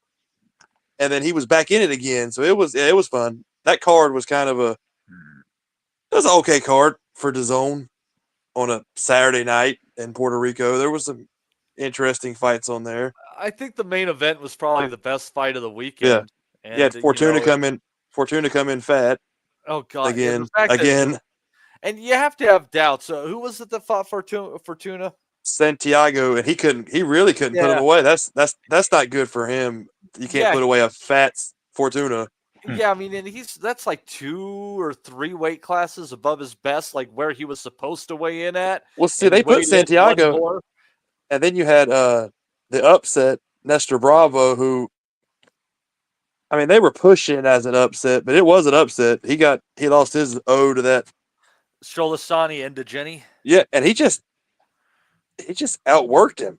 He just kind of had a little flash to him, and he found a really good right hand. He did punching with Bravo. Like every time that Bravo decided to open up, it seemed that Ndegeni was able to find a place to land a right hand. See, Ndegeni had a few times for sure. See, Ndegeni was the opponent. You know, he's fought. I was looking at his stuff last night. He's fought Muratalla, Barboza, Mercado. He's just the opponent. They never expected that Bravo was going to lose that fight. But Bravo just looked so basic. Yeah. And he just looked, I think he found his level, and he is what he is. He was so basic. There wasn't a lot there. That knockdown, I guess you could, he got him off balance. It really wasn't a knockdown. 50-50 calls, you know. Yeah. We've seen he hit him, and he kind of helped push him along. But yeah, I don't think we've kind of seen Bravo. I don't think they're going to be pushing him anymore. I wouldn't be surprised if they don't move him on. He'll be fodder for another prospect. So, to claim someone with a decently shiny record, and Ndegeni has earned himself another chance to gatekeep. So fair play to the guy. He's he even won some kind of random belt too. So why not? Yeah, good for him. Random belt for a guy who probably grew up with absolutely nothing. Well, he grew up from South Africa. So yeah, hey, take it. Yeah, fucking A. Des, what were your thoughts on this card? The main event, good entertainment at the very least. I don't know if Matias will become a champion again at 140, but if he gets another shot at a title, he'll give him a run. His style is ruthless and brutal, and it takes a lot to nullify him. Yeah, good assessment, Matty. I think 140 is fast becoming one of the premier divisions in boxing. It's packed full of talent, and you've got a group coming up now. And a lot of them are over in the UK and Ireland, but you've also got another group at the top of that division that arguably are some of the best fighters in the sport. So watch out for 140. And I think, look, Matias is a really good addition to that. Matias last night showed what happens when a fighter stands in front of him, and I was amazed that Golaz decided to stand in front of him. He was taller, he had a longer range, and he's the boxer of the two. Perhaps he watched Liam Paro and thought, I can do something similar. And maybe the Mexican-Puerto Rican thing had something to do with it. But straight away, from the very first bell, and we know Matias is a slow starter, I expected Galaz to keep a bit of distance and not let Matias get a foot in the fight, but he chose to have the fight in the phone box, and he stood in front of a puncher and he tried to punch with a puncher. And as early as round 4, the doctor was called. And I think, as Justin commented, every round after that, I've never seen the doctor called so many times, and I've never seen a doctor get convinced by the fighter, no, I'm good. And that's what happened. And I agree. It was really uncomfortable viewing. And I messaged you when I was watching it, and you said it's a fun fight. And I thought it is, but I'm not quite liking what I'm seeing here, because Valenzuela, he's just opted the wrong tactics against the wrong kid. And say what you want about Matias, and maybe he's not top tier at 140, but he's got them. Who's the kid that beat Amir Khan? Can you remember him? The kid that knocked him out first. Prescott. Kid from Colombia. Yep. Yeah, he's got that Brady's Prescott look about him, where he throws them horrible hooks. He's got long levers. He whips them around. He's a strong, tough character. I don't think he's an elite 140 fighter, but he's a puncher. He's hard work, and you can't stand in front of him. And that's what Gallas did last night, and it cost him. But as early as round 4, he was showing signs of being beaten up and bashed up. The doctor was called in, and they got it wrong last night. But look, Matias is bounced back. It's a good win. And I absolutely think that he's an interesting addition, and he's always going to be in good fights. And he comes from a good country that can bring a crowd. So let's see if we could get Matias and Tio in New York. That would be something. They were trying to make that fight, and that would be amazing. Tio didn't go for it. That would be amazing. That would be amazing. Yeah. Tio's going in against Barboza, I think it is, in New York in May, on a card that also will feature Haney and Ryan Garcia in separate bouts. So it'll be interesting to see how that goes. Matias is a fun fighter. He's just he's a real banger, and unless you have good legs or an incredibly high output, you're going to have a really hard time to beat that guy. But, why did Gallas choose to punch with him then, Matty? Why do you think he chose to stand in front of him and punch with a puncher?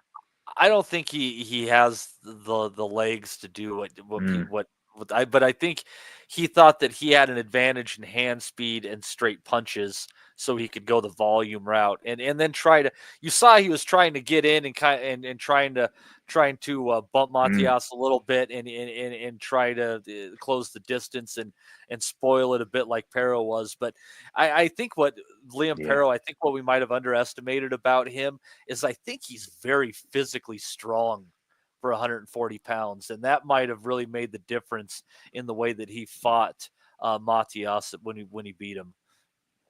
And what I noticed about Liam Pero, I know we'll move on quickly, but even when he was against Hitchens, he's cute in the pocket as well. He's not a straightforward, in lines, head up type of merchant. Although he's that type of pressure fighter, he knows how to look after himself close quarters as well. Yeah, I think he's a pretty underrated fighter. I wasn't horribly shocked that he was able to beat Matias. I think the fight that sorry, mate, if you're going to do 12 with Matias, you've got to know how to look after yourself, haven't you? Yeah, absolutely. To make it through all 12, and I mean he did it pretty soundly too. I didn't really feel he was any great danger during that fight, but anyhow. That was a good fight, but we have someone special joining us here that we don't get to see a whole lot anymore, Mr. Steve Wellings. And there's a special reason that Steve's jumping in with us, but I wondered if you would not mind contributing your thoughts on the Japanese card from Monday that we almost forgot that it happened because, damn it, it's a week ago. Yes, Matty, can you hear me okay? I can, perfectly crystal clear. The Japanese card. I can't even remember what was that. It was Nakatani. Junto Nakatani and David Cuellar, and then there was Tenshin Nasukawa against Jason Maloney, and then there was Justin might know the other one that was on the. It was Sutsumi and Higa. I think. Yep. Yeah. Are you working my brain cells now, Matty? Trying to remember back to that. Yeah, Nakatani, from what I remember, looked good. Cuellar was a tall guy, matched him for height. Couldn't match him for skill. Once Nakatani caught him with those shots, it was pretty much all over. I think he caught him in one and stunned him, and then he dropped him again and battered him. And you guys, pretty much same as me, you'll see Nakatani is an outstanding fighter. Talking about him fighting maybe Inoue or somebody else. But yeah, he was superb. But I definitely want to shine a light on the guy on the undercard, as you mentioned. That Tenshin, I actually really like him, See, when he fought Floyd in that exhibition, I thought he was maybe a bit of a sideshow, a bit of a carnival character maybe, but he's taken his boxing career seriously and he's moving up the ranks really quickly. I think he's maybe 6-0 now off the top of my head, and Maloney's no joke, really. He definitely fought at world level in the past. He's a bit of a gatekeeper. right? Former titleist, exactly. He's on the slide. We all know that. But Tenshin, I think he puts his shots together lovely. He throws them in a professional manner, which is a complimentary thing I can say about him. I know he's a kickboxer before. Sometimes you expect those guys to be a bit rough and ready and maybe not have the technical nuances. But I've been really impressed with him. I thought he was good again against Maloney. And as for the other fight, you know what you're going to get with Higa. He's found his weight now. These two guys boxed to a draw before. Satsumi as well when he won the title. Just never stops throwing punches. And yeah, that was a good card. I kind of like a Japanese card. They throw them in randomly, don't they? Mondays, Thursdays, Wednesdays, 11 o'clock in the morning, 1 o'clock in the afternoon. They don't care. I kind of like that wild energy from Japan. So yeah, it's coming back to me now, Matthew. I enjoyed that one. The Higa was a really good. It's always a late breakfast card, isn't it? Amongst them Japanese ones. Yeah, exactly. The Higa was a really good fight, though. Yep. First I did one catch and two. that one.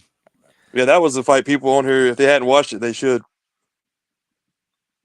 Yeah, that was Nakatani. The only thing I was able to catch was Nakatani because I think the main event started at a quarter after 4 a.m. my time, and it's only so damn early. I'm gonna wake up and watch any damn thing. But that was, I mean, he can absolutely freaking bang. It's unreal. But Justin, yeah, it sounds like you got a better view than I did. Why don't you give us your take on that card? No, I think Steve summed it up. I just was throwing in there that people should watch the Higa fight. Their first fight was good, and this fight was really good. Both got knocked down with huge shots. It was a good fight. If you're going to get up at 3 a.m., Matty, then there's worse sights than Michaela Mayer and the other, what do you call her, Christina, staring back at you. Yeah, Christina Puncher. Amen. Amen. They upgraded from Nico Ali Walsh. Huh? He even got demoted on the ESPN telecast. Poor bastard. Yeah, and then it's, you're talking about things in the middle of the week, not this coming week, but we're going to have that card on the 12th from Sydney, which is in the middle of the week with Thurman and Brock Jarvis. What a weird fight. And then the day after that, we're going to have the Kenshiro Taraji against Akui in a 112-pound unification. So that's all good stuff there. All good stuff. But thank God for this Japanese boxing. What else would I do at 4 o'clock in the morning? I could sleep, but that would be just foolish talk. Why would anybody want to sleep? But anyways, before we get to our special surprise, because I'll tell you what, it's a little bit of a weak schedule coming up this week. There's a few things to watch that you might decide on. Channel 5, I think you got Harlem Eubank on there on Friday, and then there's a decent Pro Box card on Saturday with Joette Gonzalez on there. It's all looking like a top rank undercard about 2 years ago. So there's some stuff if you want to watch it. But anybody have any thoughts real quick before? Yes, Molly. Go for it. Just a slightly somber note. Someone in the chat, MB, there, has just reminded me actually about the passing of Carson Jones during the week. Yeah, that was a sad one. Complications from throat surgery. Yeah, I mean, he was a guy, a legit tough guy, really tough guy. Came over and had that great fight with Kell Brook. I remember it well. He trained for a long time up at the summit there with Abel Sanchez. But it's not an easy environment. I think they could be pretty tough up there, but he was a real hard guy, and not a sort of some of these guys can come over from the States, can be quite mouthy, but he was just a legit tough guy. I'm just very sad that he passed away. Came in his bow tie, real respect, like fucking Malcolm X, and he landed some shots on Kell Brook that night. Kell knew he was in a fucking fight when that thing was over. And if that wasn't a home, Kell Brook at home, if that fight had been on neutral soil or in America, he might have been stopped, yeah, very, very sad. Don't forget as well, Carson came back, didn't he, a few fights later and beat Brian Rose in a round, and then got a rematch out of that too. And he fought Brook. You remember he fought Brook at Hull, Steve? Yes. It was one of those outdoor fights. I think maybe Luke Campbell was fighting at Hull. Yeah. At Hull Stadium, and Brook stopped him in the 8th round, but he was complaining at that stoppage. Jones was saying it was stoppage was premature. And I think they wanted to make sure there was no repeat of Jones taking Kale in the championship rounds. But yeah, one of the toughest guys that I can remember of recent years doing it.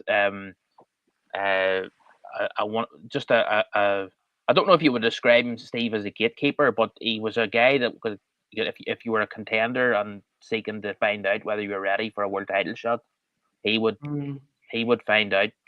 Putting you in with him would find out whether you were ready or not. Yeah, no, I think that's a fair assessment.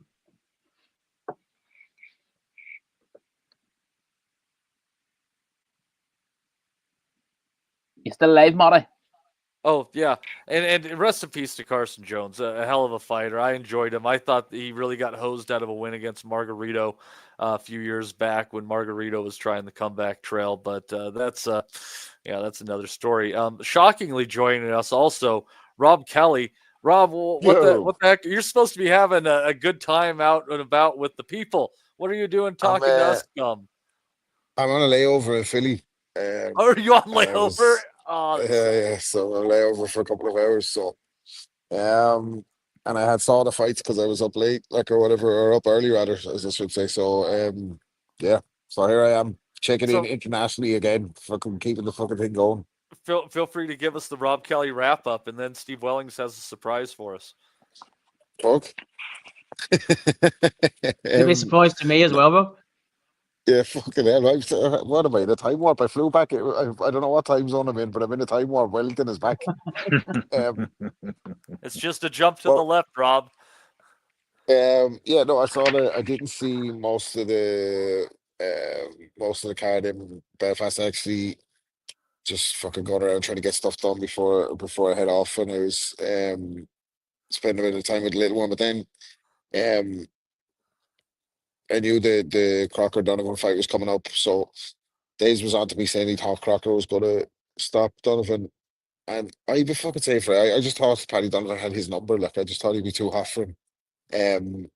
Thought Crocker maybe was a little bit fortunate in one or two of the other fights that he had. I just thought Donovan would be too hot for him. Anyway, awful ending, awful refereeing.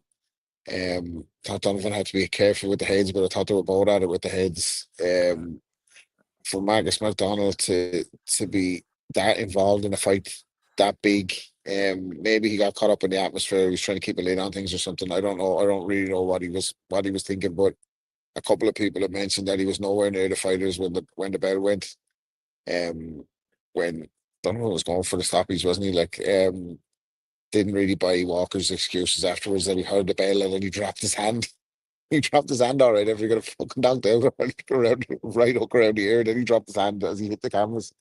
I don't want to say he swallowed it or whatever, but I think he knew he wasn't having a nice night and he got a nice way out of it. He Montel Griffin did a little bit, I think. But I think if they make that rematch, Donovan will make short work of him. But they'd probably be looking to have that not in Belfast. Maybe I don't know. Maybe that the rematch will end up in Saudi somewhere down the line. In terms of the Tank fight, you have to call him when you see him. Like, Tank has been behaving like a guy who won't foot out of the sport. And actually, go back to, it's funny that Wellington is on tonight, because Steve used to always say, like, when you hear fellas talking about retirement, that's when you expect him to get beat or they're 1 foot out. You know, when they start talking about, like, I know he's been at this for a while, but literally, like, in the last year or two, anytime they're asking about big fights, he doesn't seem interested. He just keeps talking about his retirement. Like, so Roach was going to retire him last night early. I thought he boxed really well, and it's just fucking, I've been on the pod now for 7, 8 years, and I don't know how many times I said the same thing. Like, you know, we wait for all these fights. This was a fight that we didn't even really want. Like, it was a takeover fight, as a lot of people thought, for Tank, a local rivalry, I guess, a Maryland DC rivalry. And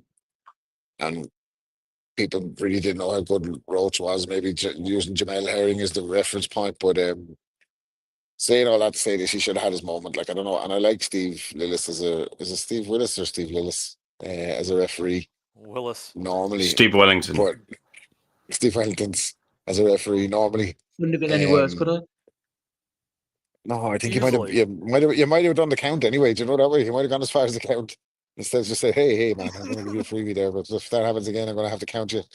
So I don't think we're going to see him back anytime soon in a big fight. But that and ultimately that would have been the difference. I don't think it was a draw anyway. I think Roach would have probably had it on the cards anyway.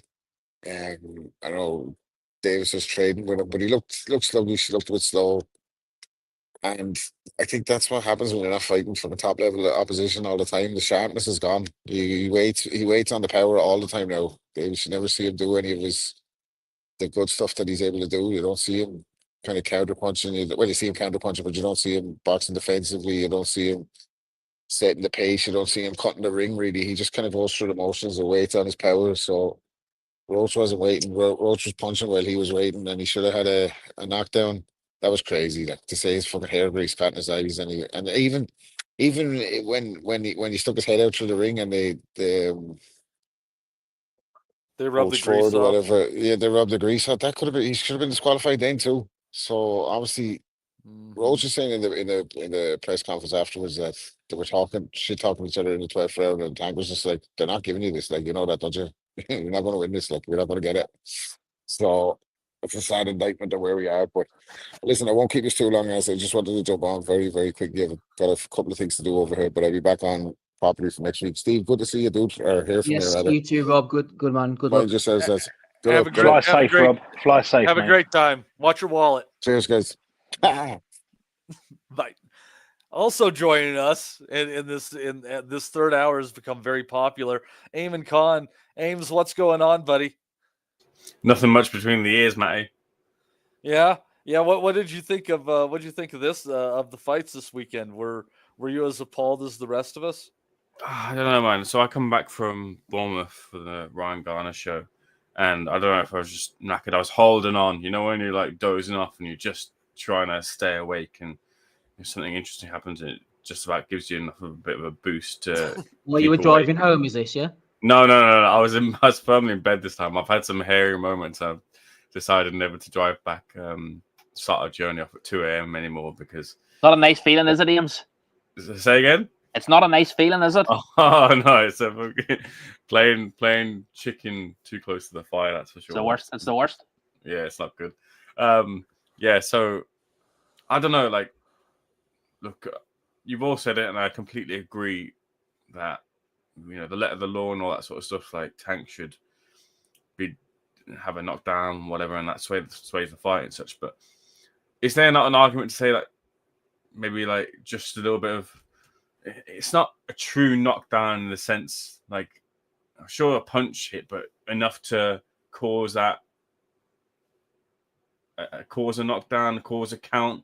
You know what I mean? I think the ref was caught by surprise, Ames. I mean, by as much as everybody else, like what the hell is going on? And then he sort of realised, things move fast. I'm just thinking of Willis's point of view, and then for me, it's like I don't know if there's a place in the rule book where that's something that you give like a heavy warning to or something. But if you're looking at that and saying, obviously Tank is controlling the fight and he shouldn't do that, but to detect the point for that, is that a proper course of action, I think, for someone who just wanted to get something rubbed out their face? And sure, like, he's a little bit of composure and he's got to ride through the round and get through the round, and then he can do that.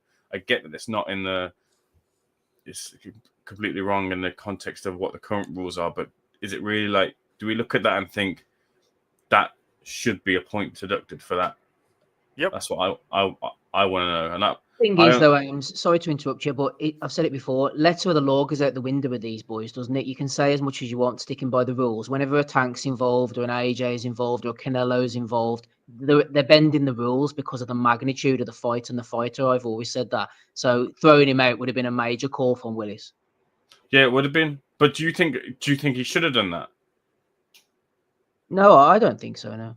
He should have taken a point and treated it as like a knockdown. Like, because sometimes taking a knee is just looking for a reprieve for a moment for something that is. But he's not doing that though, is he, Matty? It's not that. If you look at it for what it is, he was absolutely looking for a reprieve. He had something in his eye which was compromised. But he's not looking at a reprieve from a punch or the action. Yes, from the action, because he has something to deal with. But even if it's just sort of. Did they cut Paulie Malinagi's hair during a round, or did they cut it between rounds? If you have something that's on your body that's fucking with your performance, that's on you and your corner. This is not a game of understanding and sympathy. This is the fucking hurt game. And if he was and it's the same. I went to Puerto Rico and didn't get to see the fight I wanted to see because Serrano got ridiculous for their fucking hair the day before and didn't use her goddamn I head, wonder though, Matty, in this instance, you could maybe say, look, Willis could say, look, I don't know what happened there, but don't be doing that shit again. Otherwise, this is going to get serious. I just feel like it was such a weird thing to happen. I kind of see why the referee maybe was a bit sort of, maybe in between rounds, they could have looked at the monitors and retrospectively said, look, you took a knee there, we're taking a point, something like that. In the moment, I can see why Willis was maybe a little bit confused. It was a mad incident, wasn't it? But his corner also handled their fighter during that whole period. No, I agree. That's so it's more. It's you have a better argument for a disqualification. Well, no, because than a knockdown. But you do go outside the ropes to get like a gum shield put back in and stuff. So, but I agree. At the referee's allowance, at your decision. This was. There's been some bitch things I thought of. And I'm a Mayweather fan, but when he fought Hatton, do you remember when he literally put his head out of the ropes to get out of Hatton's attack?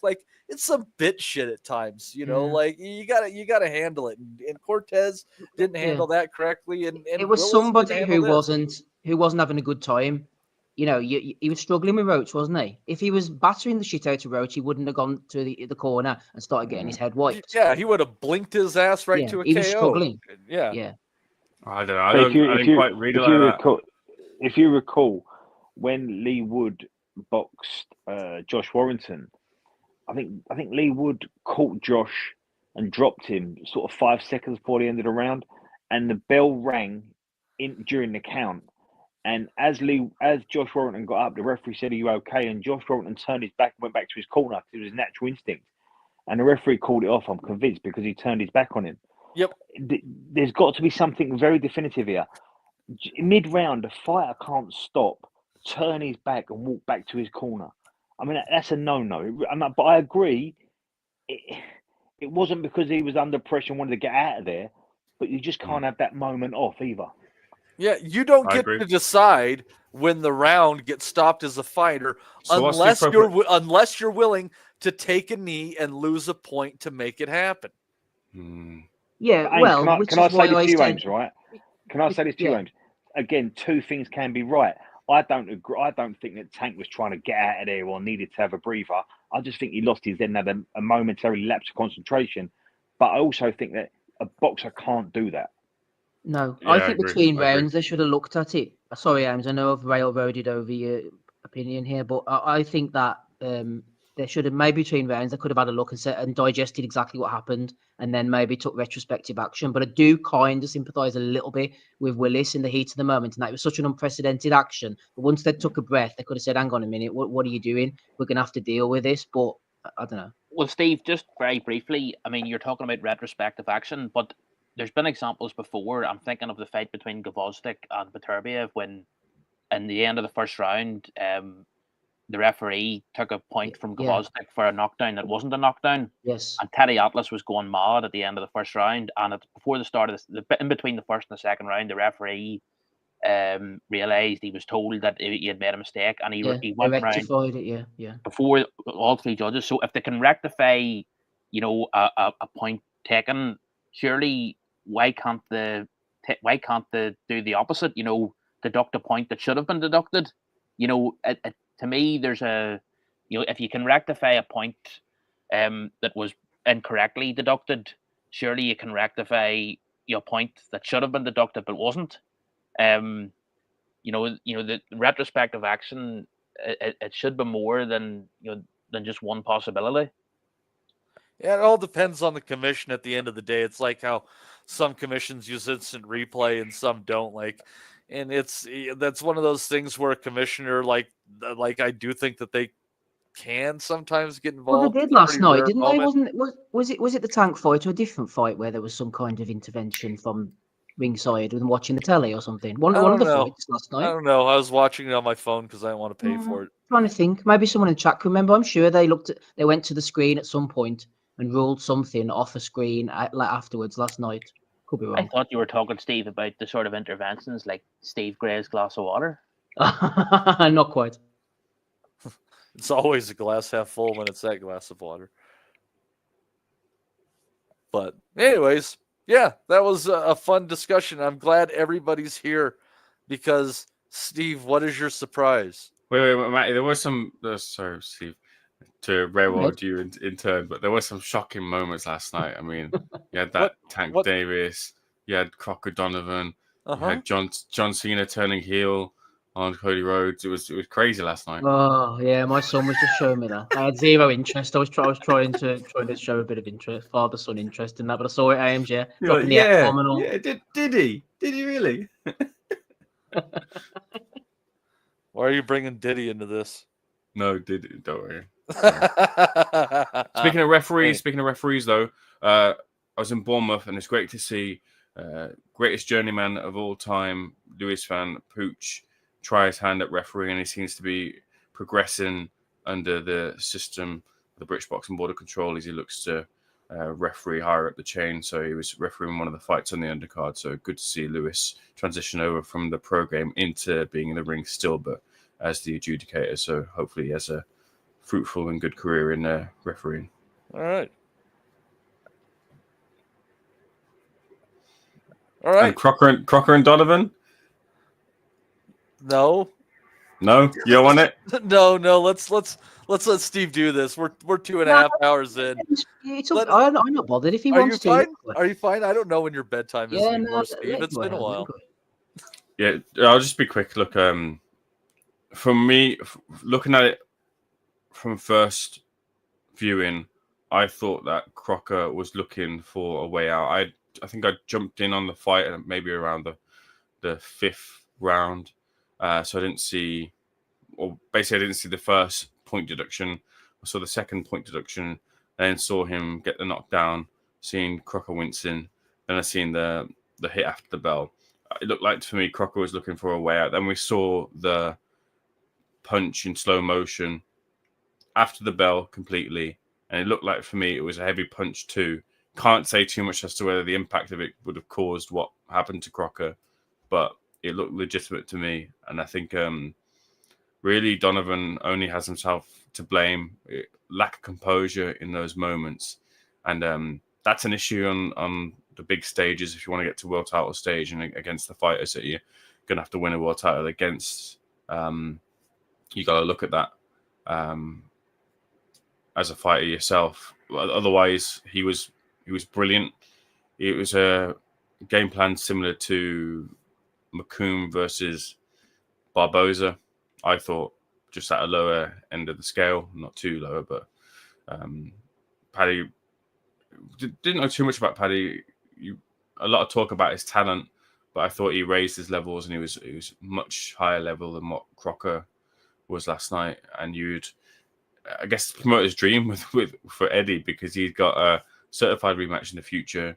He's got 2 potential cracks at a world title with Crocker first, then Donovan afterwards, who'd probably bank on Donovan more likely to win a world title, but he gets one with Crocker and possibly another fight over in Belfast as well. 2 stars who get to move forward, and 2 with feelings of victory as well. So those sort of things can really catapult careers, although it doesn't look like it right now. It might be the making of Donovan in the future. So get a rematch on. It's surprising to hear that he said that there'd be more money in the Donovan rematch than there would be fighting Boots for Crocker. But I don't think that will sway Crocker too much. But whether they can get it for the title is another thing. That would probably be the ideal situation. But I think you need a rematch pretty swiftly. I'll just quickly add a couple of things, Matty, because I was there, as you know. That's I think right. Ames is right about Donovan. I thought Donovan was obviously winning the fight, and he's very talented and everything. Few rush of blood moments. I did notice the elbows were going in as early as the first round. I said to the guy next to me, so I kind of saw it being an issue. But a couple of things I've thought about since, and I'll just throw them in very, very quickly. Crocker clearly doesn't punch as hard as he thinks he does. And I wondered about this beforehand. They were nailing him as a puncher, etc. But I'm not so sure he's as big a puncher because he didn't put a dent in Donovan from what I saw. And secondly, the style. Ames mentioned about the styles there. Crocker, for me, unless I'm misremembering, he never used to fight like this. This real exaggerated guard bobbing in these huge overhand wing shots. Remember when he fought? I think it was Lewis Green back in the Rona days, and he was more picking his shots, better jab, nice and compact, nice in close left hook. So I think his style has evolved, devolved, in fact, for the worst. So he needs to get away from that first start. Just a couple of things I noticed. I wish you'd have Steve, been there earlier. I wish you'd been there earlier, Steve, because we made that exact point. Oh, And I'd love to have spoken to you. listening. No, because I'd love to have spoken to you about it. But in brief, I think Donovan's range, quick hands, and his feet spooked Crocker a little bit. And I think Crocker thought, I'm not going to try and mix with him. I'm not going to try and play the battle of the jabs with him, or I'm not going to try and have quicker feet than him. I'm just going to exaggerate this. I'm going to go balls deep. I'm going to go chin down, roll my shoulders, hands up, elbows in, and I'm going to march him down. And you mean because he hadn't got the hand speed to match him, the timing? I thought, yeah, exactly. Correct. And being close in his chest was probably a safer bet than being mid-range where he couldn't win that battle. And I think what surprised at Crocker was that Crocker didn't go back in straight lines, and he punched around Crocker. Donovan didn't go back in straight lines, and Donovan threw his shots around Crocker's high guard, and I think that surprised them. Yeah, good point. Steve, did you manage to catch a word with that bum Danny Gilfillan of pro boxing fans? Very, very briefly at the end when we were watching the fun unfold in the stands. I didn't realise it was him at the time, but yeah, no, he's a good guy, Danny. Yeah, he would have kept you safe if it bled over into the media seats. He was ready to. He says anyway. I mean, Stone Island jacket and all. He'd at least take one shot for you, and then you could probably run off into the distance as a safety. Go on, Matty. No, I think we're ready, Steve. I don't think I was ready there. I'm washed up, so this could be shit, man. So thanks for the big Well, there you go. I'm trying to lower expectations. Always lower expectations, Matthew. We've been doing that for, what is it now, 12, 13 years, something like that. They can't get any lower, but I'm trying my best. Yes, thank you for inviting me on. I am here, of course, to do the value of the week. Matty, the venerable host, alongside Justin, Des, Dominic, and Ames as well. We're going to play an old favourite to get us in here. I've captured as many clips as I can, got a couple of videos, about 10 images or so. We'll hopefully be a bit better organised in future, but I am trying to do this every few weeks or so to keep the value of the week alive. And this is an absolute classic. I know listening at home, you're going to love this one. I tell you what, I was just going to point out, you've been nominated for become the British Ambassador of Fighting Sports, and we might as well take today just to remind everyone we're getting closer. We've been nominated for a big award this year. Come on, son. Where's the graphic? Where's that graphic when I need it? There we go. Who's the odd man out? Is it me, or the true Paris Hilton, or that woman at the top? Looks like a wig stuck on Jade Goody's head. There was it at the end when she was having can't make any jokes about it. No, it's not a joke. I'm just saying. I wonder if that was a wig stuck on at the end. I don't like it. That doesn't suit her. And then the woman who's next to me on my right, the screen's left. I don't even know who she is. Miranda Cosgrove. She is iCarly of Nickelodeon fame. Well, she may be iCarly. Anyway, the four of us are up for an award, Broadcast News Award, on June 18th. At the Hilton Hotel in central London. Tickets are 275 quid. Are you buying mine? No, I'm not buying yours. So we're going along to that. And the Jade show, actually, which was the last few weeks of her life, I've got to be honest with you, and I'm not joking, I'm not saying it was on Living, a channel I didn't even know existed. It was quite good, I've got to be honest with you. It was because it was suddenly, there was no hype, it was just this woman slowly dying in front of the cameras, which I found quite entertaining. And it was very good because she was dead and it was honest, it was truthful. As for that Paris Hilton thing, I swear, Andy, if we lose out, I'll tell you what, if Jade loses out to Paris Hilton and we lose out to Paris Hilton, I'll be sick as a parrot. And iCarly can come again, man. Jade can't. You know what I'm saying? I've completely lost any track of what you're saying. Yeah, I have as well. I will add, I thought the Jade program was fantastic, but for a completely different reason. I thought it was very heart-rendering stuff. But it was heart-rendering plenty stuff. still to come here on the Boxing Hours. We hope to speak to promoter Callis Allen. Good times from Bunsey. It's been a while since we checked in with him, actually, isn't he? He's doing well for himself these days, Matthew. I think he's doing okay. He doesn't look svelte. He looks well fed. So good for Bunsey. Oh dear, I know. I'll tell you what, Ames has sent me another one here, so I'm just going to save it live. So sorry, Ames, I should have told you that we were doing Bellew of the Week. My apologies, sir. What is this you've sent me, just so we can give the listeners a bit of a heads up? No, there's no heads up. This is going to be completely it's a good one. Excellent. I've sent it to myself, so we'll try and get that as quickly as we can. See if I can get back into the old routine. Let's have a look what else we've got in the meantime. I'm sure you must have seen this one, Matty. The old N-Swell mask. Bit of a fan's favourite there. Yeah, it's I don't know how much they paid to make that thing, but it's sad. I mean, that probably cost an entire purse of one of the Russell brothers. Maybe not Gary during his title run, but maybe the other Garys during their contender runs. It's I don't know. It was an investment in Garys for all Garys by Garys. Little known fact, that's like the third different mask they've used. That is, I thought that one looked this one has familiar. Yeah, this one has a cobra on it. The other one, this is like the third different one. So they're into the mask. This is not the same one. Jesus Christ, they look like they're trying to master Persian art and failing miserably. Or like Conan the Barbarian with the snakes. What are you thinking, Dominic? I'm kind of liking this look here on Gary. That Gary Antoine Russell. Yeah. It's I was just thinking actually when you first threw it up there, Steve, my favorite headpiece of all time. It wasn't something that was worn between rounds, but it was when Joe Joyce came to the ring in that big lampshade. Do you remember that? Justin always shows that picture. Yeah. I think Justin has it on his. Yeah, that's what he kept dressed as, the Juggernaut from the Marvel comic book, because he is the Juggernaut. Oh, right. He looked stupid as hell, but it all went hand in hand, but it didn't work for him. Well, now it doesn't work for him. Do you think he goes around calling himself Gary Antoine Russell and that? Yeah. God, that would be hilarious, though. I don't know if you guys caught it. I didn't manage to cut it in time or anything, but Lamont Roach, I think it was after the second round in the corner, he let out a mega burp. It was really impressive. Must have drank too much water or something. I don't know if anybody caught that one. Old Lamont letting rip. Is that Steve? Is that like a wee snake in the middle of that mask? Like a wee. Yeah. It is, isn't it? It's like a cobra almost. Maybe if the real cobra, that's copyright now. That's copyright violation. If the sheriff of Nottingham sees that, he'll be happy. Yes, I can see the cobra. There you go. That's old Russell himself there. We wish him well, as Rob would say. The Dr. FMG, our friend, sent this one in, Ring Magazine. Bellew of the Week for Shiraz for breaking his left hand so badly he was unable to throw his right. Honourable mentions for Brick Top, broke his right hand, and the Ring Magazine as well. Well, I suppose, Dominic, old Brick Top is always good for a nomination in your book anyway. Well, Brick Top, just he broke his right hand. Number one promoter, What are you thinking, Ames? He broke the left hand so badly he broke his. Well, he's unable to throw the right because of the handbrake there. You buying that one? No, it was just Dom's terrible impression of Brick Top that cracked me. That's all.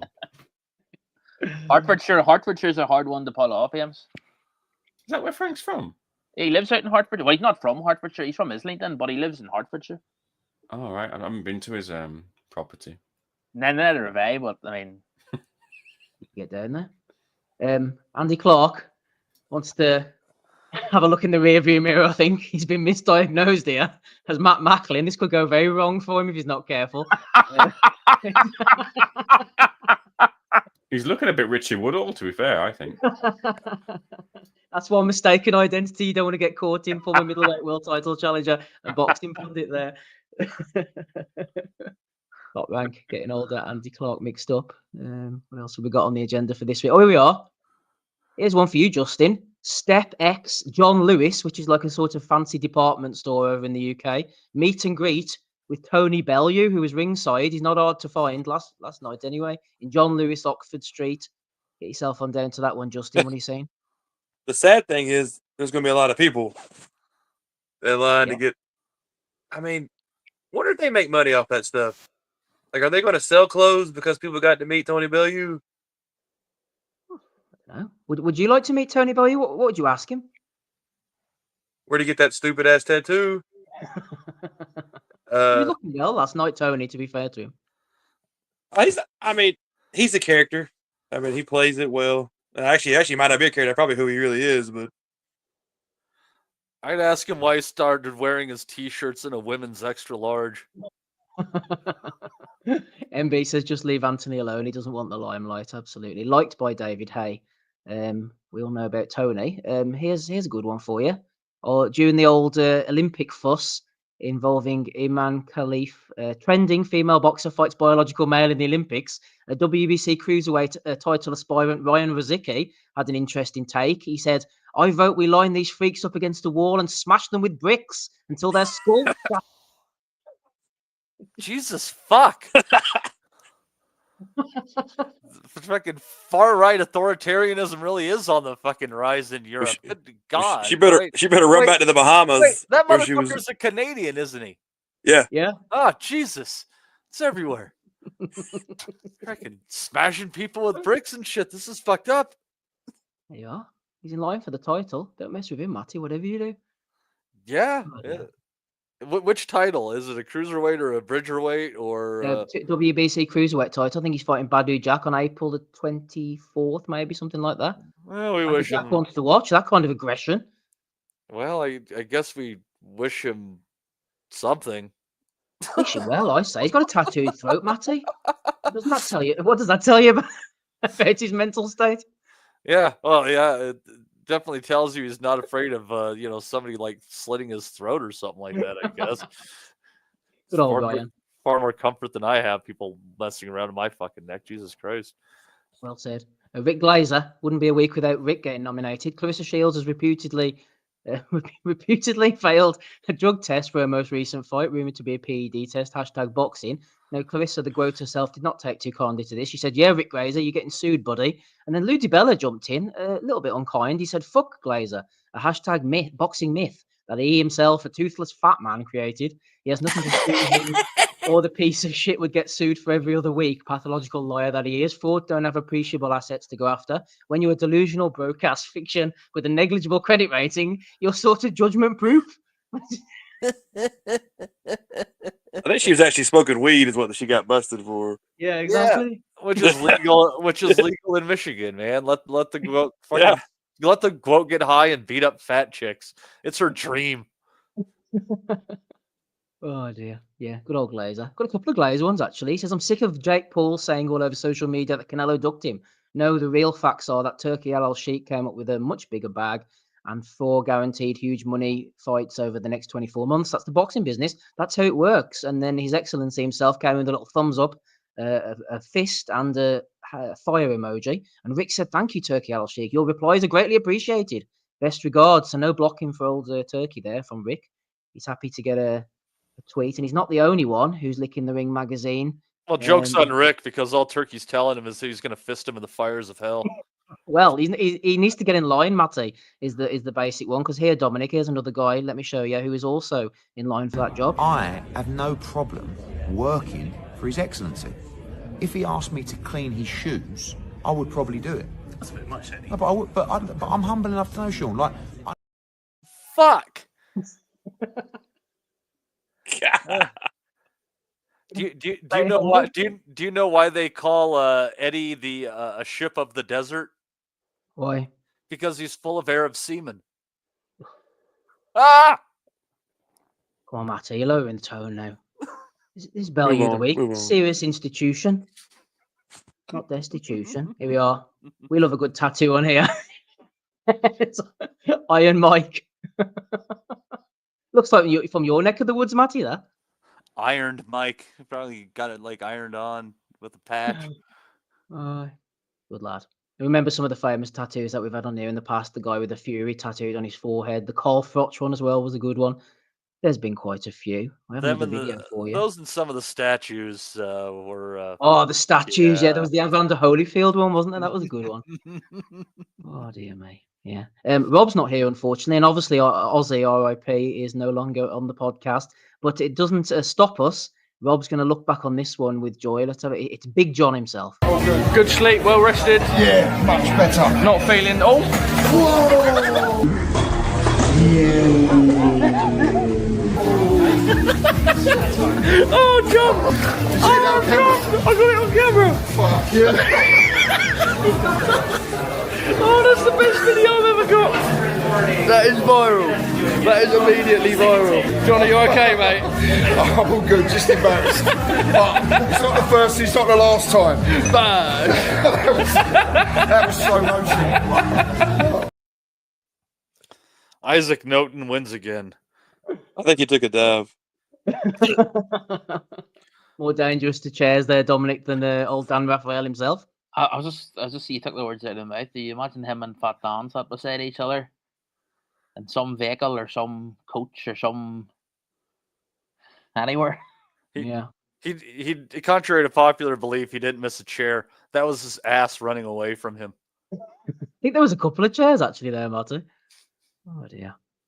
Oh, John. He's done well for himself, actually, to be fair. There was there was not. I had an Isaac Lowe tweet. I completely forgot to save it. There was some good yeah, I know. Just referee occurred to me, once actually. sucked. Yeah, exactly. Just occurred to me, but I didn't manage to save it, unfortunately. But we'll try and catch that one for next time. In the meantime, Source of Boxing, we're giving Gervonta Davis a pat on the back. When Gervonta purchased the entire neighborhood he grew up in to rebuild it for affordable living, a nice feel-good story there. Teofimo Lopez getting into the spirit of things, and just for it to get burned down later, and in my opinion, for insurance purposes. # boxing.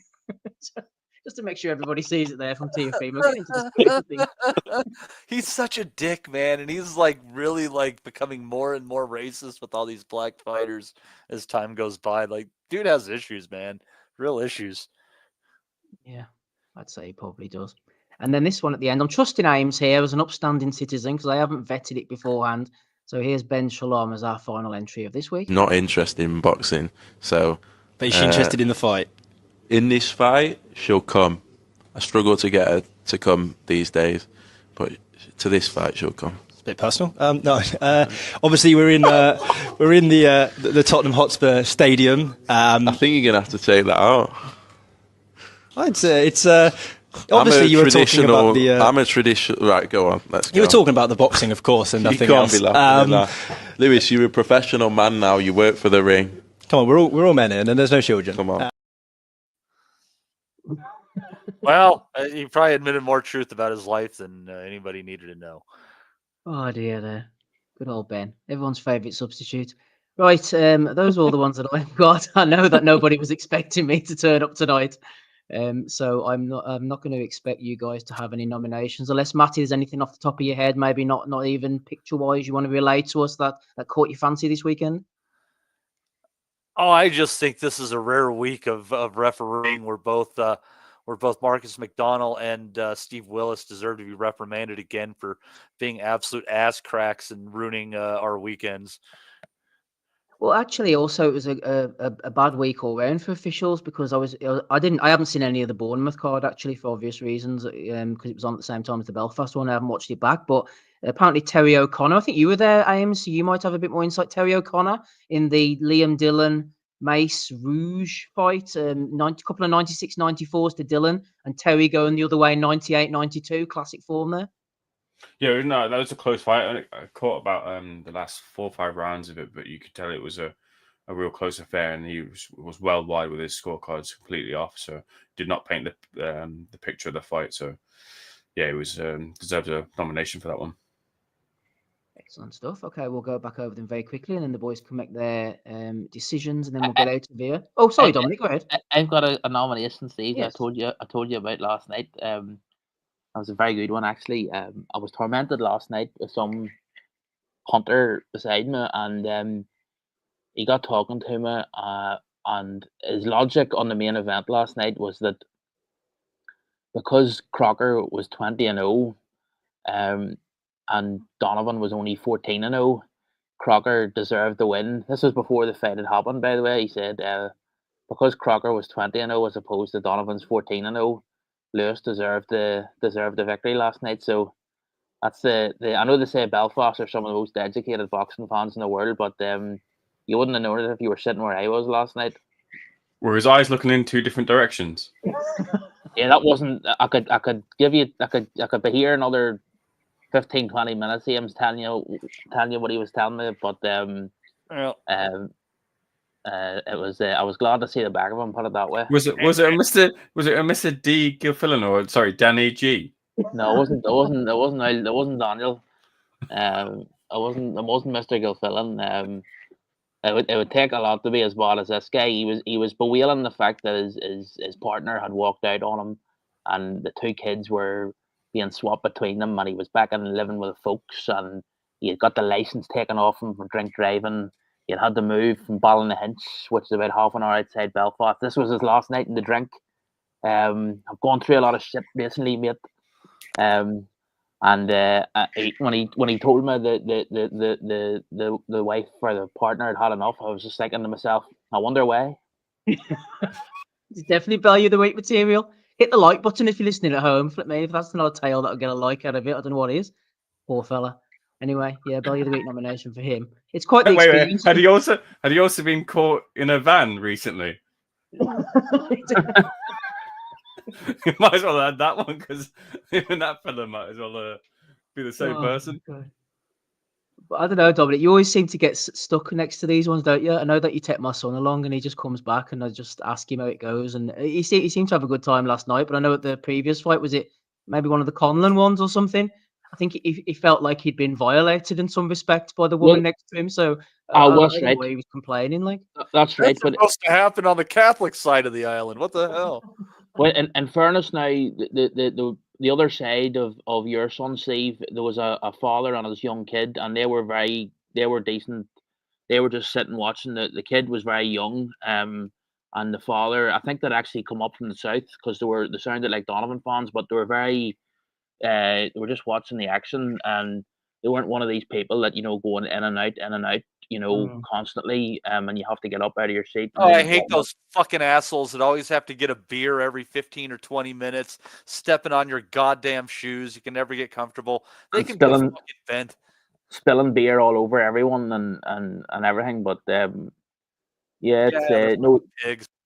I think Dylan was fortunate enough for the fact that he was sandwiched between me and this other father and a son, but the guy on the other side of me, God, it was You took one for the team there. You took one for the team, Dominic. That's the main thing. For my sins. Yeah, for your sins, exactly. How did that fella in the van, like, he should have just given it up straight away because he didn't have a fighting chance, right? It's 10-11, man. Flip me. This is bad crack. Get out of my dreams. Get into my van. Right, Justin, anything to nominate before we move on? You can move on. Excellent. We can all move on. He's praying for it. With Ben Shalom. Shout out to him with the come talk. We had Big John breaking chairs. We had Eddie licking Turkey's boots as well. And then in the photographic department, we had Gary Antoine Russell with his face mask. Bit of Belch from Lamont. We'll throw that in too. Hamza Shiraz getting a nomination. Mistaken identity. RIP Andy Clark. We had John Lewis and Bellew teaming up together. We had Riziki threatening to smash some skulls. Rick Glazer. Rick Glazer again. Rick Glazer again. The Tattoo. And Tiafimo and Gervonta going back and forth. Matty, who are you going for on this Bellew the Week return, episode 607? Oh man, this week I think we have to go for Eddie, who doesn't just lick the tip; he takes it down to the pubes. Lovely stuff. Eddie versus Ben Shalom. Bit of a of course we had the Eubank incident with the egg as well during the week, and Eddie pushing Ben Shalom. That was all kicking off. So Eddie onside turn. Yeah, Eddie was ready to go, man. Eddie ready to burn Hearn. What are you thinking, Justin? Vote for Eddie, or are you going for someone else? I guess I go for the guy who was violated in the van, or I'll probably go for the Riziki guy because that's just. I kind of thought it was. I mean, I wouldn't say it's funny, but it is. I guess it was funny to me. Fucked up, yeah. I guess it's so fucked up. It was funny, but yeah, I'll go with that guy. You can't laugh at someone getting their head smashed in. What can you laugh at, Dominic? Who are you going for? I'm going for Eddie. Eddie as well. Number 2 for Eddie. Ames, what about yourself? I mean, I know Shalom one's a good one. It's funny how for all these years, boxing fans are saying this to a inconspicuous character earlier, that boxing fans for years have wanted clips of Eddie and Frank interacting and have been waiting for that moment that they combine and we can get him on an interview and maybe they'll have a back and forth, and that hasn't happened. shook hands and they're all cordial. But who knew that what we want to see now is more of Eddie Hearn and Ben Shalom interacting? I think the clips that have been around the channels the last couple of days have been really quite funny and engaging. There's one clip where I think Eddie's doing the usual spiel. It's like, I want to be the best, bro. I want to this, that, rah, rah, doing this whole shtick. And then he goes, I want to win. And Shalom just completely not listened. Just comes back with them, win at what? Like, it's completely random responses from Ben. I want to see more of them in the future. But even though that Shalom clip is a good one, the picture, my header, goat talk. There's a famous saying in boxing: you come at the goat, you best not miss. And Rick Glazer has missed miserably coming at the goat, and I think Rick Glazer deserves the Belly of the Week nomination and award this week for trying to bring down the goat by nefarious means, and was shut down by the goat and by Louis DeBello, who somehow knows his credit rating as well. I think Rick Glazer for me is the one who gets the award. Good stuff. It's going to be a tie then, because I'm going for Glazer as well. We've got 2 for Eddie, 2 for Rick Glazer. And I'll tell you what, these are 2 guys who are winning in life, 2 of the most famous, influential boxing minds of our day. So Eddie and Rick Glazer, congratulations. You are the joint Belly of the Week winners for episode 607.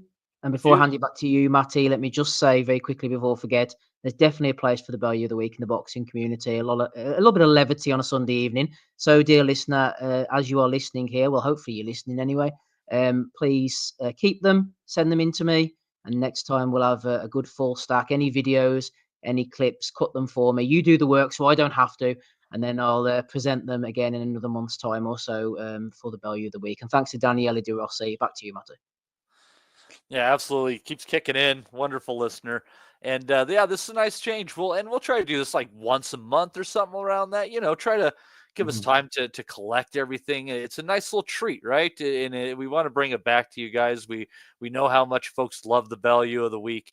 It's there's a lot to tread through, and I have a hard time going through Twitter because everything is intermingled together, especially if you follow Ryan Garcia. And when I peruse Twitter, I just keep hoping more and more for an asteroid to finish off this planet and every fucking living creature on it. But that's a pipe dream. I'm going to book Ryan Vizicki to come in and see you, Matty. Don't worry. No, it's particularly to take guys like him out. But anyways, that's why I can't peruse Twitter and pull this information, because it makes me want to leave this planet. But anyways, I'd like to thank Des for coming on today as well. I'm trying to make sure I didn't miss anyone. We had Des, we had Dom, we had Justin, we had Steve, we had Ames, and Rob dropped by briefly. That's who. And again, Daniel De Rossi throwing in a tenner. Always appreciate that. It's amazing that this community keeps us going like this.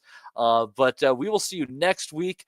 We're in just a little bit of a slow spell, but things are going to start kicking up again. April looks like a real banging month. There's some good 50-50 fights coming up as well. So we're looking forward to that. But we will see you next week at 8 o'clock in the UK, 12 o'clock Pacific time in the United States with another edition of the Boxing Asylum Nuthouse. I've been your host, Matty Gianardo. You folks have a fantastic week ahead. We'll never forget. Golly, that's good on me. Go to and move! We want to be honest, yeah? Crying like a little bitch. I've never met a fucking swank that can fight me. I fell asleep. You're a fucking bum, you're a fucking asshole. Grumpo fucking Steltskin. But allegedly, Oscar Rivas has failed a test. 7-year ain't. I will fucking smash fucking you. I hope you fucking die. Be safe. I love boxing sounds, as simple as that.